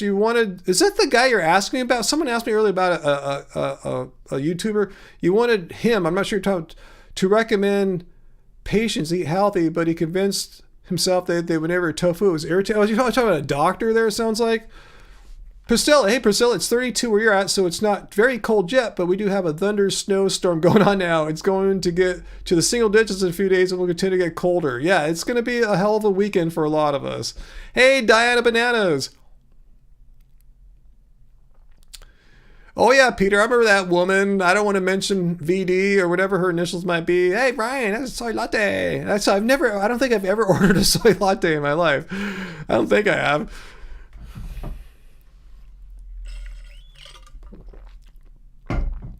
Yeah, Bill, don't slip outside and fall. Just stay put in this horrible weather. There's no reason to go out. If you have everything, you just stay in and let the bad weather do its thing, pass, go out when it's safer.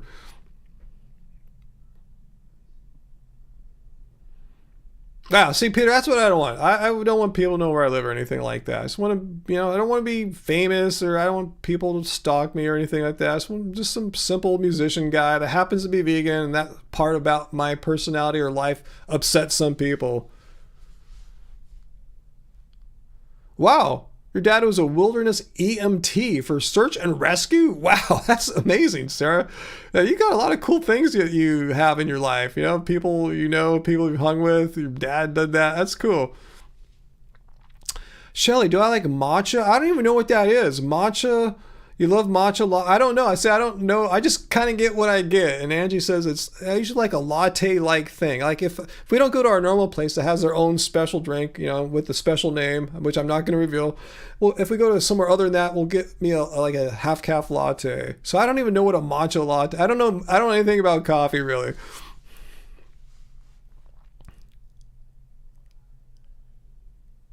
What's that, Veman? So you're saying you don't show up unannounced?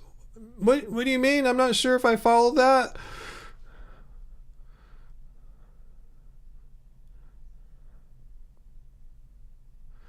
Dang. Ryan, you and Angie need to go for some ice matcha lattes. I don't know, maybe I have had one. I'll ask Angie before what a matcha latte is, if I've ever had one.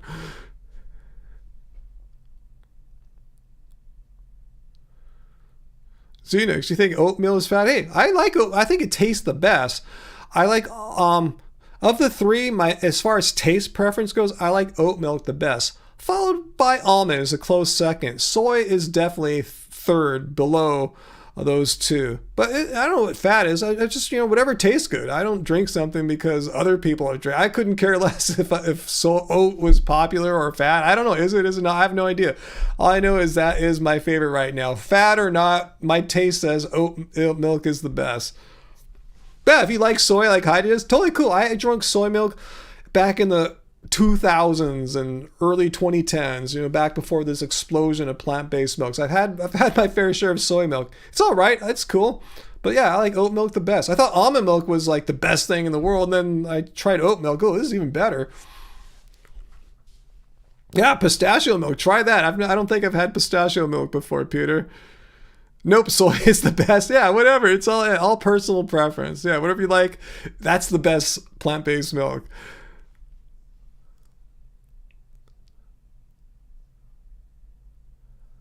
Sarah, you've been making oat milk for decades. You're happy it's popular.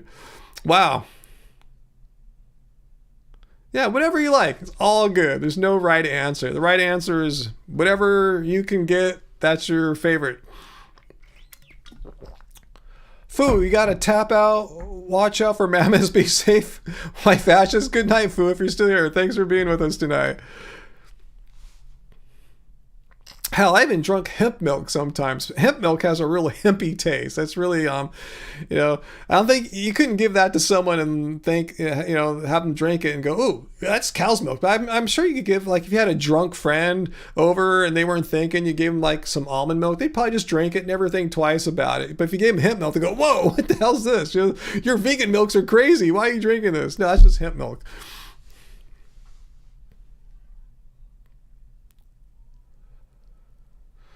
You love hemp milk? Yeah, it's kind of cool. Yeah, I had it. I used to drink it as like a post-workout drink a long time ago. I don't know if it really did anything. It was just kind of something I did. But I don't care to do that again. Yeah, I think sometimes I got chocolate hemp milk to try to like make it go down a little better. Yeah, they do, Muthu Leon. Yeah, and for milks, yeah, all these. Try the sweetened versus unsweetened.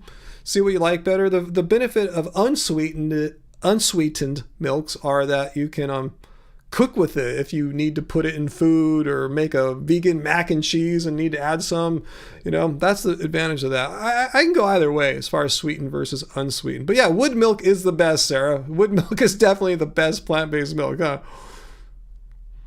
Why isn't peanut milk a thing? Let's see. I don't know. Do they make milks out of legumes? Because that's what peanuts are. Are there any? I know there's all these nut and stuff. Yeah, like soy's a legume. Yeah, I guess you could have peanut milk then, I suppose. Maybe that's going to be the next big thing. Yeah, there's ways to make a banana milk too, huh? Just like blending up some bananas. I'm going to sneeze maybe? I'm not sure. Yes. Veganism debunked. Woo! Okay. Yeah, the best plant milk is the one you'll drink or the one that you can find at the coffee place you're at or whatever.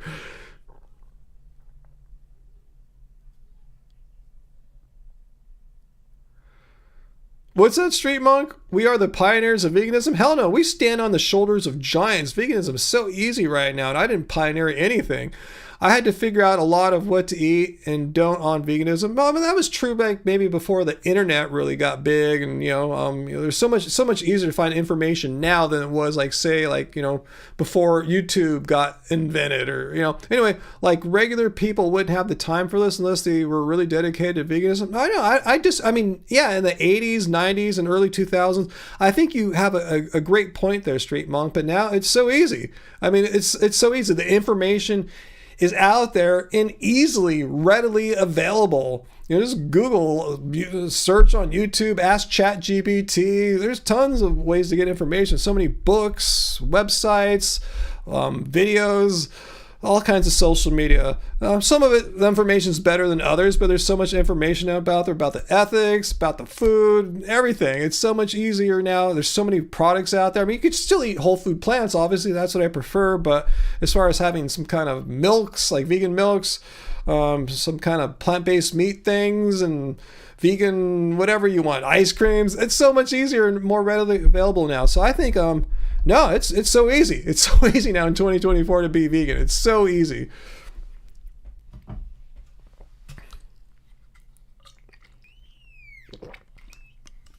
Pumpkin seed milk. Wow, I can't say I've had that before. Oh yeah, we don't really need plant milks, but as far as no, I like it. As far as like say I make oatmeal or a muesli thing, I put milk in there. It's kind of weird to eat dry, right? I like to put some milk in there. I think I don't know. Just putting water in there is just kind of bland, but the milk makes it all fun. And as far as like getting a coffee, as I occasionally do now with Angie with my half calves, yeah, sweeten it up with a little milk. It's cool, But yeah, you don't need it. You don't need to have milk or anything. You're not going to die without a plant-based milk. But there's really nothing weird about it, Yeah, Robert Bird, yeah, try veganism in the 90s, before there was all these plant-based foods and plant-based food sections at the markets and plant-based menus in restaurants and all the information that you can readily find now. Live streams like this, talking about any and all things veganism. It's so easy to be vegan now. Peter says, Ryan, would you try a vegan steak? They have one called Juicy Marbles. If it's fully vegan, not like some kind of lab-grown meat, I could try it. I'm not going to rush out and get it, but if I saw it, I might think about it maybe, unless there was something more attractive to me on the menu or something like that.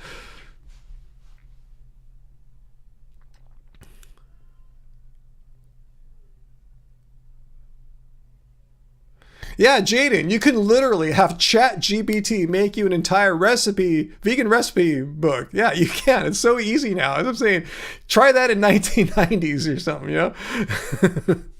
Yeah, Robert, veganism is so easy now. So that, whoever said that earlier, yeah, they were right up to a certain point in history, but we've gone way past that, and we've been way past that point a long time. So much information out there now, so much, so many products, so many restaurants, so many, it's so easy now. So easy.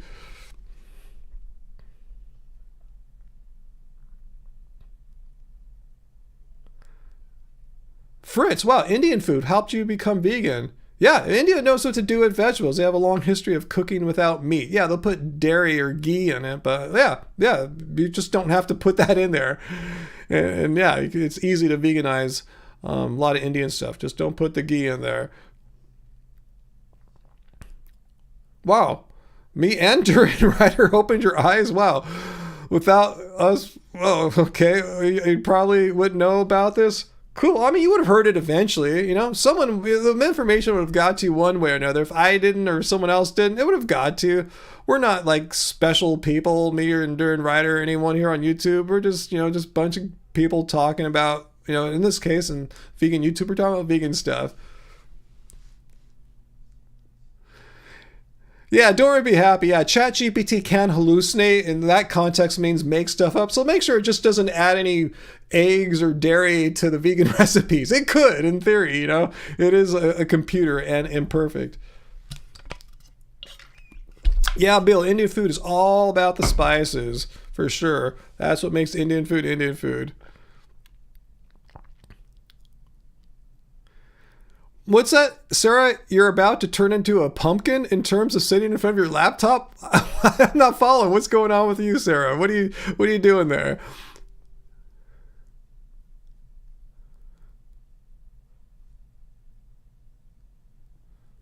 Well, Peter, sounds like you got a good restaurant there. Yeah, been open since the 90s. Awesome.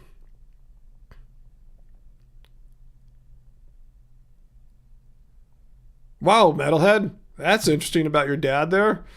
Wow. Time to jet. Oh, okay. I didn't get the pumpkin thing there. Yeah, I knew that reference like Cinderella or something like that, right? I guess I hadn't thought about that for a while. My bad. Bye, Sarah. Thanks for being with us. I'm probably going to jet soon too. I've been on 1 hour and 57 and a half minutes now and feeling kind of hungry again, and I'm still my sleeping times have still not fully adjusted back to normal from the street construction stuff. So I'm more tired now at 8 o'clock than I was, say, like before late October rolled around when all the street construction started happening here. So I'm a little mellow, I'm a little hungry, and Angie's probably waiting for her husband to join back with her. But yeah, I'll still be on for a little bit. Yeah, but yeah, you're not going to miss too much, Sarah. If anything incredible happens, I'll let you know. If vegan YouTube history gets changed, veganism gets debunked, we'll let you know, Sarah. But always great seeing you here. Yeah, thanks for the great show, says Sarah. Have a great weekend, vegan. Stay safe. You too, Sarah. You stay safe in the crazy storm that you're going to have to deal with this weekend. Yeah, stay warm. Stay safe.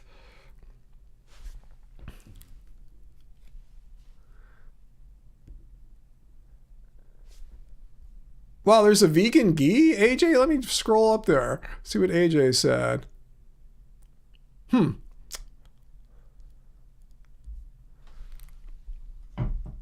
don't worry, be happy. The Warriors won. Awesome. Gives us hope that the Lakers can start winning again. Vegan Mormon. Vegans get hungry? Veganism debunked. I haven't opened my beer yet.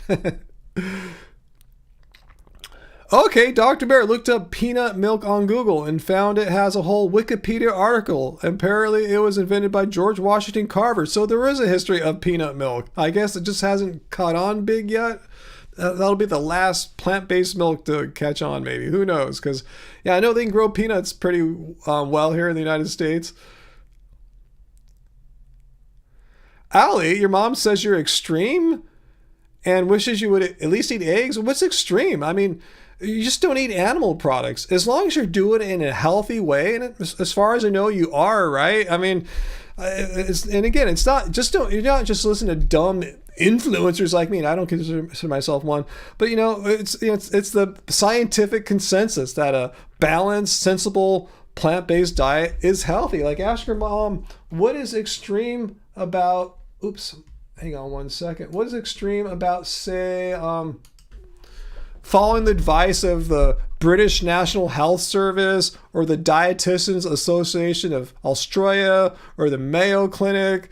How is it extreme to follow this advice that a balanced, well-planned vegan diet can provide all the nutrition you need? Like, why do you, if that is true, and this is true, that these opinions here are based upon the scientific literature on plant-based diets and nutrition, like, why eat eggs then? Like, it doesn't say, oh, but you need to eat eggs to get a few missing nutrients or something like that. There's no point. There's no little asterisk here saying this is cool, but you still need some eggs. So yeah, tell your mom, I understand your concern. I appreciate you having concern for me. That's great. You should, as a mother, be concerned about me. That's awesome. But look at here. I mean, how can all these people, how can the scientific consensus be wrong? Like, there's no need to eat eggs if you're eating in a sensible, balanced way. But Vegan Woman points out, but being against animal abuse is extreme, right? That's extreme. Sticking up for animals, not wanting to harm them, that is extreme. Yeah, show her videos of chicks being ground up alive. Yeah, that's extreme. Grinding up baby chickens alive. And again, you don't have to eat chickens. You don't have to eat eggs. There's nothing necessary about it. But Robert, I'm with you. I'm an extreme vegan too. I'm extreme in that I'm vegan. I mean, it's just the definition of vegan. Some people think it's extreme that vegans don't consume animal products, but the fact is we don't have to. And again, don't take my word. Don't listen to me. I'm not a doctor. I'm not a nutritionist, dietitian, researcher, PhD, none of that. But I do read the opinions of people who are, and this is what they say. I'm not making this up. Yeah, Shelly hasn't eaten eggs in 20 years and your blood works fine. You're not dead, right? Uncle, as far as I know, just look at the nutrition information. As far as I know, there's 0 saturated fat in coconut water and therefore not going to affect my LDL cholesterol. It's just the oil, the fat, the coconut oil. So yeah, as far as I remember, coconut water is fine. There's, it doesn't, I don't remember it tasting like fat or anything like that. It's very sugary. Yeah, it's just water with minerals, basically, like an electrolyte kind of water. Ring the bell so you can drink. There you go, drink. We don't have the definition of veganism here, but let's drink to the Dietitians Association of Australia and the British Nutrition Foundation.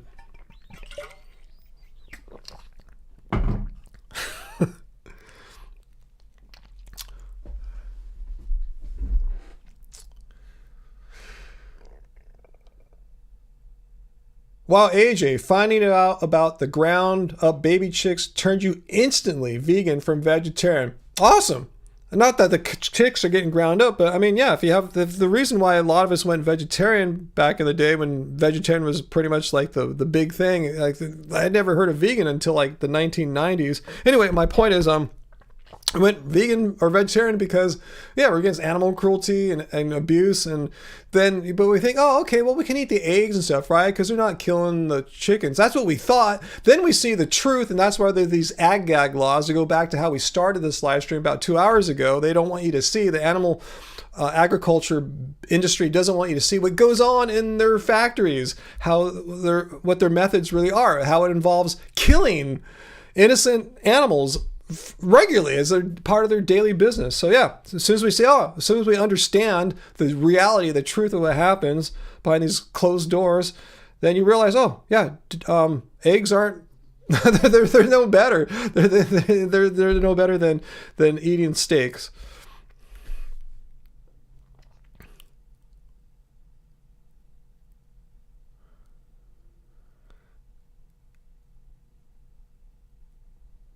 Yeah, don't worry, be happy. You didn't realize how horrific the dairy industry or the egg industry was when we were vegetarian. Exactly. We didn't know. Like I said, they don't put that information out there, and there's a reason why. Because what happened to people like us? We saw the cruelty and said, wow, all right, vegetarian's not enough, apparently. There's still a bunch of killing and exploitation and cruelty and dairy and eggs. You too, VLAM, baby chicks. Yep. People love to be blissfully ignorant, you know? People are happy in their blissful ignorance. Okay, Dr. Bear looked it up for us here. 1 cup of coconut water has 0.4 grams of saturated fat. Oh, I'm surprised it even has that. And 1 teaspoon of coconut oil has like 3.7 grams, almost 10 times as much in 1 teaspoon. Source, Chronometer. Well, thanks for sharing that. I couldn't look that up so easily right now doing the live stream. So thanks for looking that up for us, Dr. Bear. I'm surprised it even has any saturated fat. Strangely, I thought like most like electrolyte type waters are pretty much, like 0 saturated fat. So good thing I'm not a big fan of coconut water. I mean, it's not much, but still like I don't need it. I'm doing okay without it. I try to keep my LDL raising foods as low as possible. Save it for something really special like a vegan ice cream or a cookie or something like that. Yeah, Robert, great point though. How could anyone not go vegan after watching what these animals go through? Exactly. How can people just see that? What we've been talking about here, how animals are treated in, say, the production of eggs or the production of dairy or the production of meat. How can someone just see that kind of footage and go, yeah, but I really like eggs though. I mean, how do you live yourself knowing that animals are being killed so you can go, oh, this tastes so good? I mean, knowing that there are healthy ways of living that don't involve the animals being killed. And nowadays in 2024, not only healthy ways, but ways that are delicious and easy to find. It's so, like I said, so easy to find plant-based foods now. They don't care, but why? Why don't they care? Why don't people care about animal cruelty? Because I'm sure if they saw you harming like a dog or something, they'd be pissed, right? If you went out in the street and started beating a dog, people would gang up on you. They'd probably punch you and stuff, but eat a hamburger and no one thinks anything was weird is going on. I didn't know that, Bill. A tuna can never stop swimming or they die. No, I didn't hear that ever before. Well, V and Moyman, so you showed people, your grandparents, videos like that. They say it's messed up, but they still keep eating eggs. Like, why? Like, why be part of the problem that intentionally is necessarily causing harm when you don't have to? It just doesn't equate. I guess that's why we're vegan, right? Survival of the fittest? What do you mean survival of the fittest? There's nothing fit about that, There's just nothing fit about being cruel. If I go out and kick an animal, like a dog in the street, beat it with a stick, yeah, I'm more fit than the animal, I guess. But, that doesn't prove anything. It means I could beat up a small defensive animal. That doesn't mean I'm fit. It just means I'm a bully. So they're basically saying bullies win in this world. Bullying is great. So not only should we bully animals, we should bully people. If you see a small kid out in the street, kick him. Kick him or her because you're bigger than him. Survival of the fittest. Flex your muscles. Yeah, survival of the fittest. See, that's just a weird justification for cruelty. If you really truly believe that, it promotes like just being a big bully and just picking on people who are smaller and weaker and less powerful than yourself.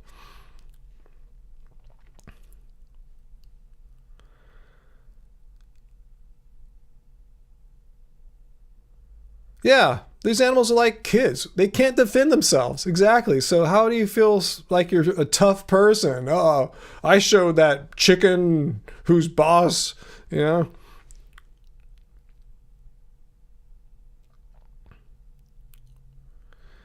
Zenith, yeah, a little bit. I feel like being vegan is like living in a dystopian nightmare where there's misery, torture everywhere, and we have to smile and pretend it's okay. No, we don't have to pretend it's okay. And that's why people get pissed off. That's why people come to my comments and say, how could you make a video responding to vegetable police? You're just bullying them, and that's not nice. You're being a horrible, like, please, I invited that person, come here and tell me how responding to someone without attacking them personally, responding to their lies by me using evidence-based information and critical thinking to expose his bullshit. How does that make me a bad person? No, they think just because I'm responding, I'm attacking. No, responding is not attacking. They're just triggered because I'm saying things that their little baby ears are getting triggered by. They don't want to hear. They want me to shut up. They want vegans to be quiet. They want vegans to be second-class citizens. That's like a lot of people say, vegans are cool. I just don't want to hear from you guys. Like, I have every right to free speech. I have every right to do a live stream. I have every right to respond to vegetable police or whoever quitting veganism and do it in a compassionate way. I'm not saying they're jerks. I'm not saying they're ugly or short or smelly or anything. I'm just saying, here's what he or she said, and here is the evidence to support what I'm saying, that they're wrong. They're just flat out wrong.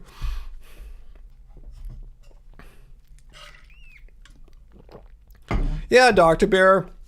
You're right. A lot of people, let me just read Dr. Bear. She's so right here. A lot of people can't tell the difference between criticizing false claims and attacking them personally. That's why I invited this person. I said, hey, come tonight and show me exactly where I personally attacked vegetable police. All I did was respond to his nonsense claims. I responded using critical thinking, evidence-based information, without resorting to personal attacks or bullying. I think bullying was the word she said, like I was a bully. It's like, no, I'm just critically responding. I'm not kissing his ass, obviously, but I'm not saying he's a bad person and everyone should hate him. I'm saying, hey, he said X, Y, and Z, and here's why X, Y, and Z are completely, utterly wrong and false and just made up nonsense. But I can't do that, apparently. He can say all his lies. Anti-vegans can say all their non-evidence, non-reality-based crap. But as soon as I reply with evidence-based information, I'm the bad person. But they have the free speech rights, and I don't, apparently. That's why I call it the second-class citizen argument. A lot of people would love to see vegans just be second-class citizens without the same free speech rights as everyone else and just have us sit back quietly and just take it.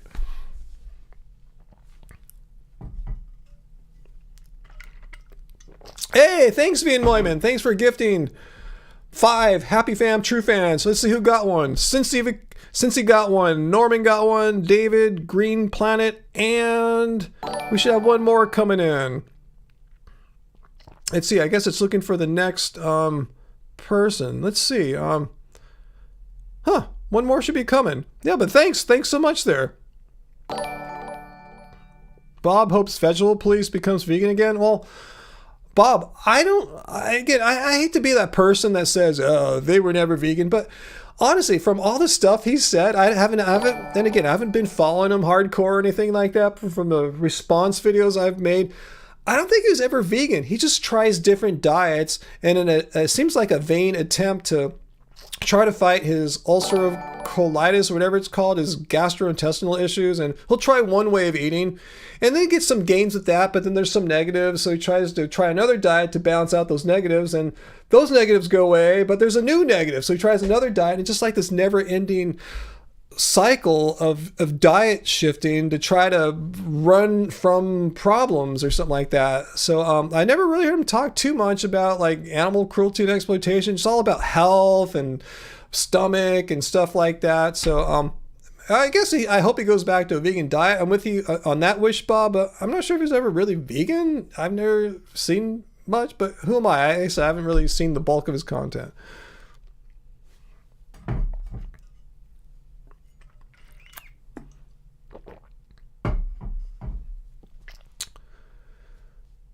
So,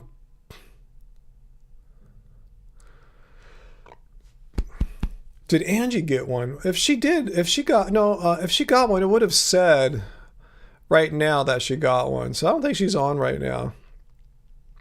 So it seems like we're short a person as far as Vian Moyman's gift there. Anyway, was that Bill? Although you ate 100% plant-based when you cooked and you had your own restaurant, you were not vegan. Huh, interesting.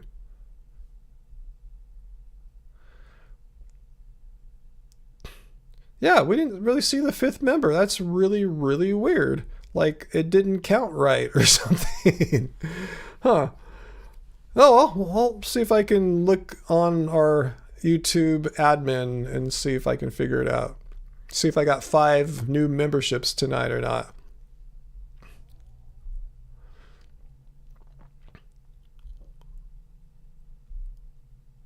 So anyway,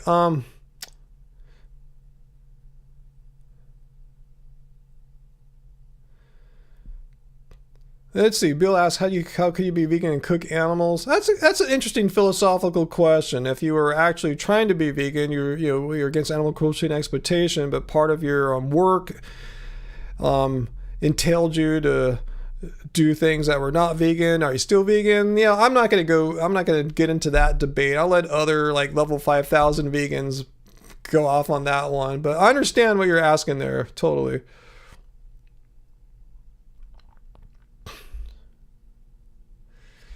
So anyway, I don't want to get into a discussion of religion and theology or anything. I see some comments about that. That just opened a big can of worms or anything. But I just want to point out, no matter if you're an atheist or a conservative Christian or a Buddhist or a non-conservative Christian, a Catholic or Hindu, worship Norse gods, Egyptian gods, whatever your thing is, worship Satan, you can be vegan. There's nothing stopping anyone from being vegan. It doesn't involve any theology or religious baggage or belief systems or anything like that. It's just, hey, if you think animal cruelty and exploitation are wrong, that's it. You can still have your religious beliefs and no incompatibility there. It's for everyone, Allison.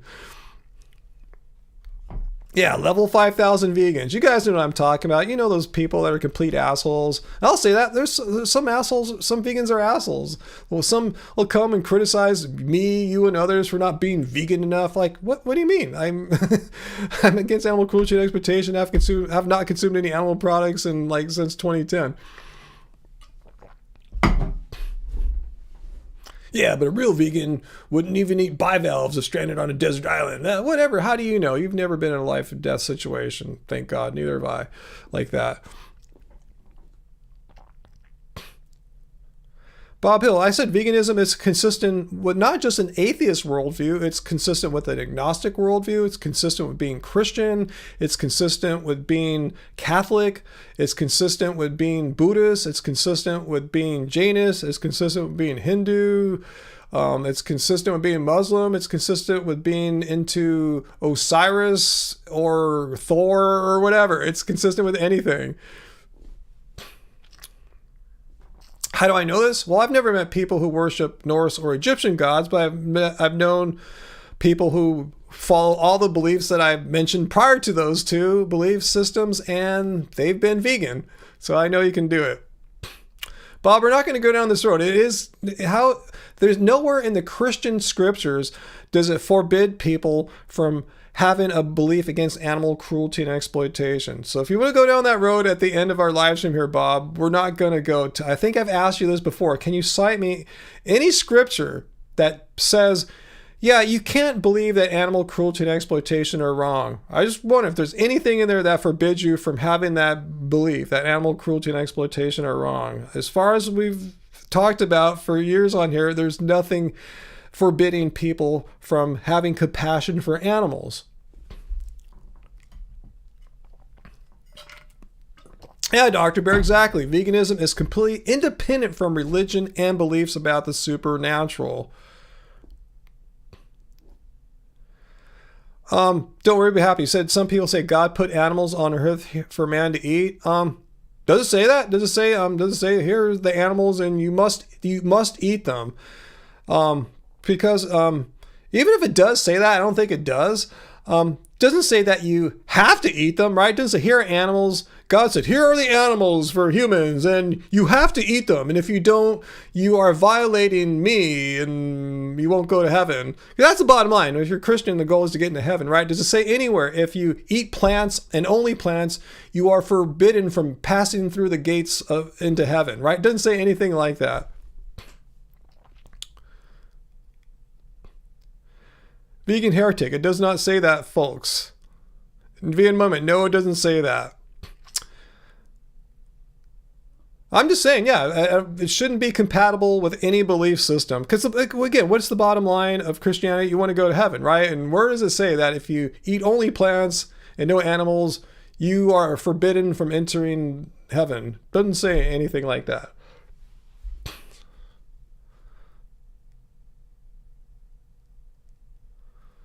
Yeah, non-vegan Buddhists, yeah, I have a problem with that because I think Buddhism is pretty clear that we should have compassion for all sentient beings. So I am annoyed how so many vegans eat meat, let alone dairy and eggs and stuff too.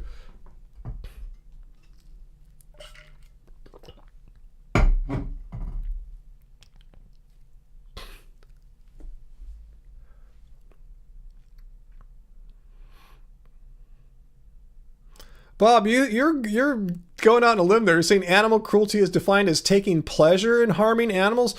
The person's intentions are irrelevant. If you're harming an animal, you're harming an animal. It's absolutely irrelevant to the action's morality, and it's absolutely irrelevant to the animal experiencing pain, whether or not the person causing the cruelty is receiving pleasure in their brain or not. The act of cruelty alone is what's the immoral part. And yeah, sure, some people get paid for it, like people in slaughterhouses. So I guess that's what you're trying to absolve them from guilt or something like that. But cruelty is cruelty. Who cares what the intentions are? The intention is irrelevant. The fact of the matter is a living sentient being is being harmed. Typically, in the case of what we're talking about here, for exploitation, for economic purposes, such as to sell the harmed being for money later on. Exploitation.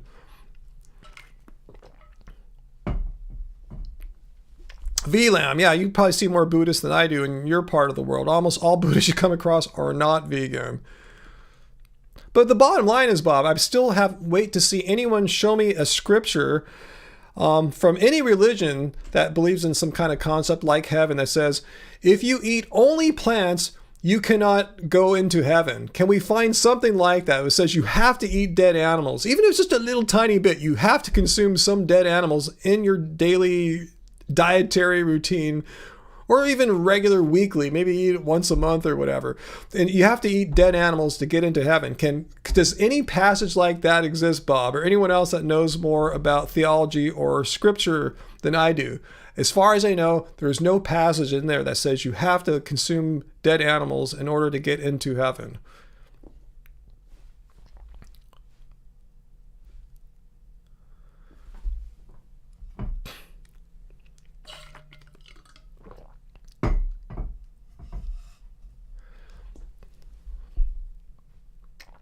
Bob, I'm just saying, if you're vegan, here's what we're saying. You said you don't have to eat animals. Good, then that's all that matters. That's all that matters, is that it's okay to eat plants and do it for morality reasons. And the bottom line is you will get into heaven. That's all an individual cares about. Who cares about other people? I don't care. All it should matter to you is if you're eating plants, will that make God say, no, you can't come to heaven. So that's all we got to say. That's all we're saying, that veganism is compatible. If you, as a Christian, believe in Christian theology, Christian scripture, and you also believe that animal cruelty and exploitation are wrong. It said a ding here. There's nothing incompatible. You'll still be able to go to heaven and join the Heavenly Father and all your family if they're there too. There's nothing incompatible. That's all I'm trying to say. That's the bottom line. There's nothing stopping you from entering God's kingdom if you eat plants. That's all anyone should care about. Is being vegan going to be a deal breaker? Nope. That's it. Bottom line. End of story. You can still go to heaven if you're vegan. That's what I'm saying. It's not incompatible. So, Bob, that's it.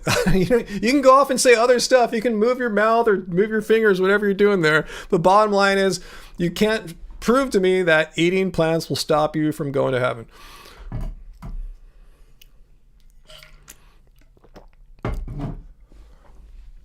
Who cares if it's a moral issue or not? All you want to know is if you eat plants, can you go to heaven? Bottom line, yes, you can.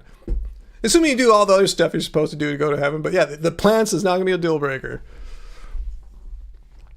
That's all that matters, getting into heaven. Who cares if you call it morals or whatever? Who cares? You can call it schmurgerbach, whatever you want to call it. You can call it Grixer. But as long as all you care about is will you be able to go to heaven.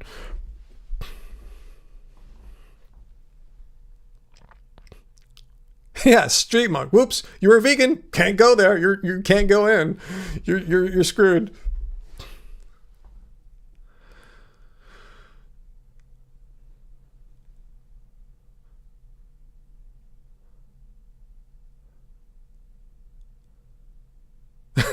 Uncle, the devil wants you to eat meat. That sounds like a devil thing, huh? Like killing animals and stuff like that. Animal cruelty and abuse and exploitation and slaughter. That sounds more devilly than like heavenly to me.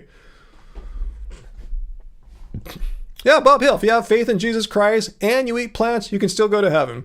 Yep. I said you got to do the other stuff. Yeah, that other stuff is the faith in Jesus Christ. Yeah, you do that and you eat plants, you're still getting to heaven. The plants are not a deal breaker. Therefore, should I do a therefore? Therefore, there's nothing incompatible with veganism and Christianity because you still do the big goal, the cash prize at the end. You still get into heaven.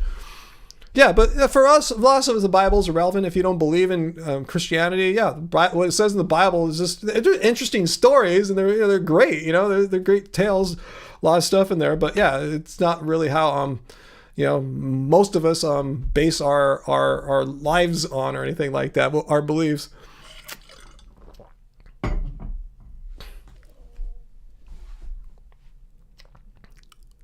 So anyway, Bob, we're done. That's all I wanted. I don't want to get into wade into the deep waters of theology and stuff like that. I wanted to show that it's clearly a true fact that eating plants is not going to stop you from getting into heaven as long as you do the other stuff that you need to do. The plant's not a deal breaker. So let's move on, Bob. You got that? We're moving on. We have left. We are done. We're done. Completely 100% done with this discussion.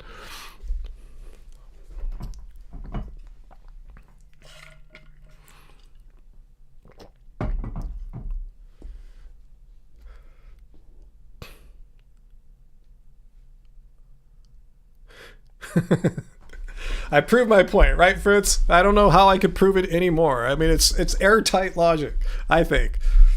Maybe someone will disagree, but anyway. Hey, Allison. It was a weird week for me. Had to get my foot x-rays back, met with the podiatrist, and helped my mom all day deal with some bank finance situation. Streamlabs is harassing Dr. Bear? Really? What's going on? Let me see what's going on. Where you at, Dr. Bear? I'm sorry about my bot. Oh, I see it now. I don't know what it said there. Let me see if I can see your comment here.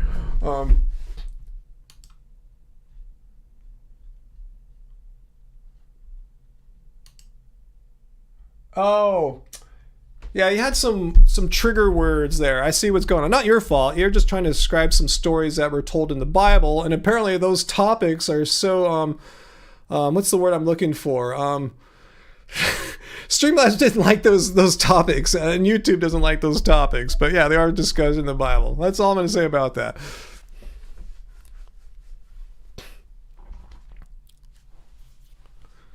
Yeah, Streamlabs basically didn't like you describing what's in the Bible. Exactly. I see your comment there now. Yeah.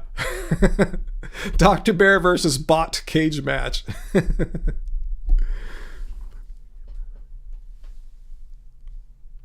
Bob Hill, you love plants in the Bible? See, they're totally compatible.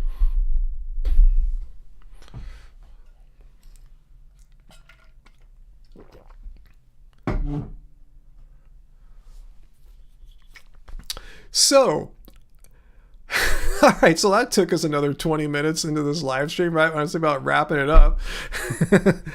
I want to make sure you guys saw Angie's Animal Friends video that came out a couple days ago. That was a cute video of like the animal encounters we had around Christmas Day-ish right in there. So you can see a bunch of the raccoons, squirrels, skunks, cats. What else did we get? Did we get some of the pollinators out in the yard? I can't remember anymore.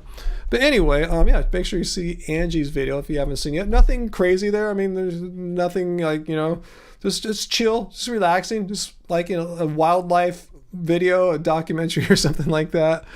The vid was adorbs. I'll tell Angie that. Those wacky squirrels. Loved Angie's video. Yeah, Bill, I've seen people call, how content creators will code those words like SA instead of sexual. Yeah, I've seen people do that too. Next vacation videos. We don't really do much vacations. We'll do like day trips, but we don't have anyone to like watch our place when we go out of town anymore. So we're probably not going to take any vacations any time in the relatively near future.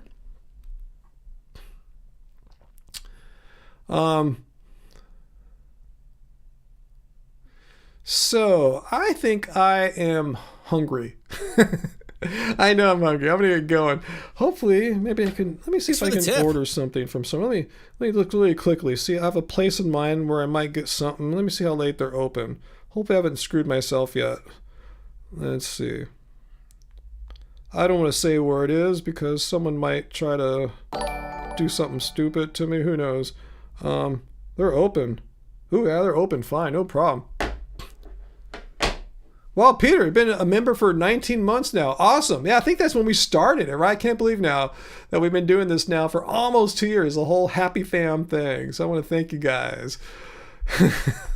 Thank you guys for being our Happy Fam and supporting us and being our friends and just basic cool people to us, because we could sure use that, considering how many people are not cool to us, how many people are mean and hateful to us. So I thank you guys for being the balance that we so really much need to make our online experience something we want to return to rather than shy away from, because if we didn't have you guys' positivity, seriously, it's not worth all the negativity in my mind, so I'm glad you guys more than balance it out into the positive experience for me.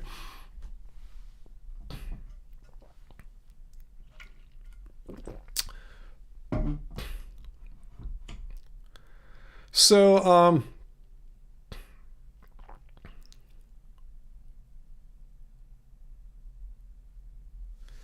all right, guys, I guess I'll get going. It was a good live stream tonight. Once again, no trolling, no hating, no one got banned, no one got put in timeout. So I consider tonight a very successful live stream. So thanks for everyone for being part of this very successful live stream, even though we did delve into a couple weird tangents.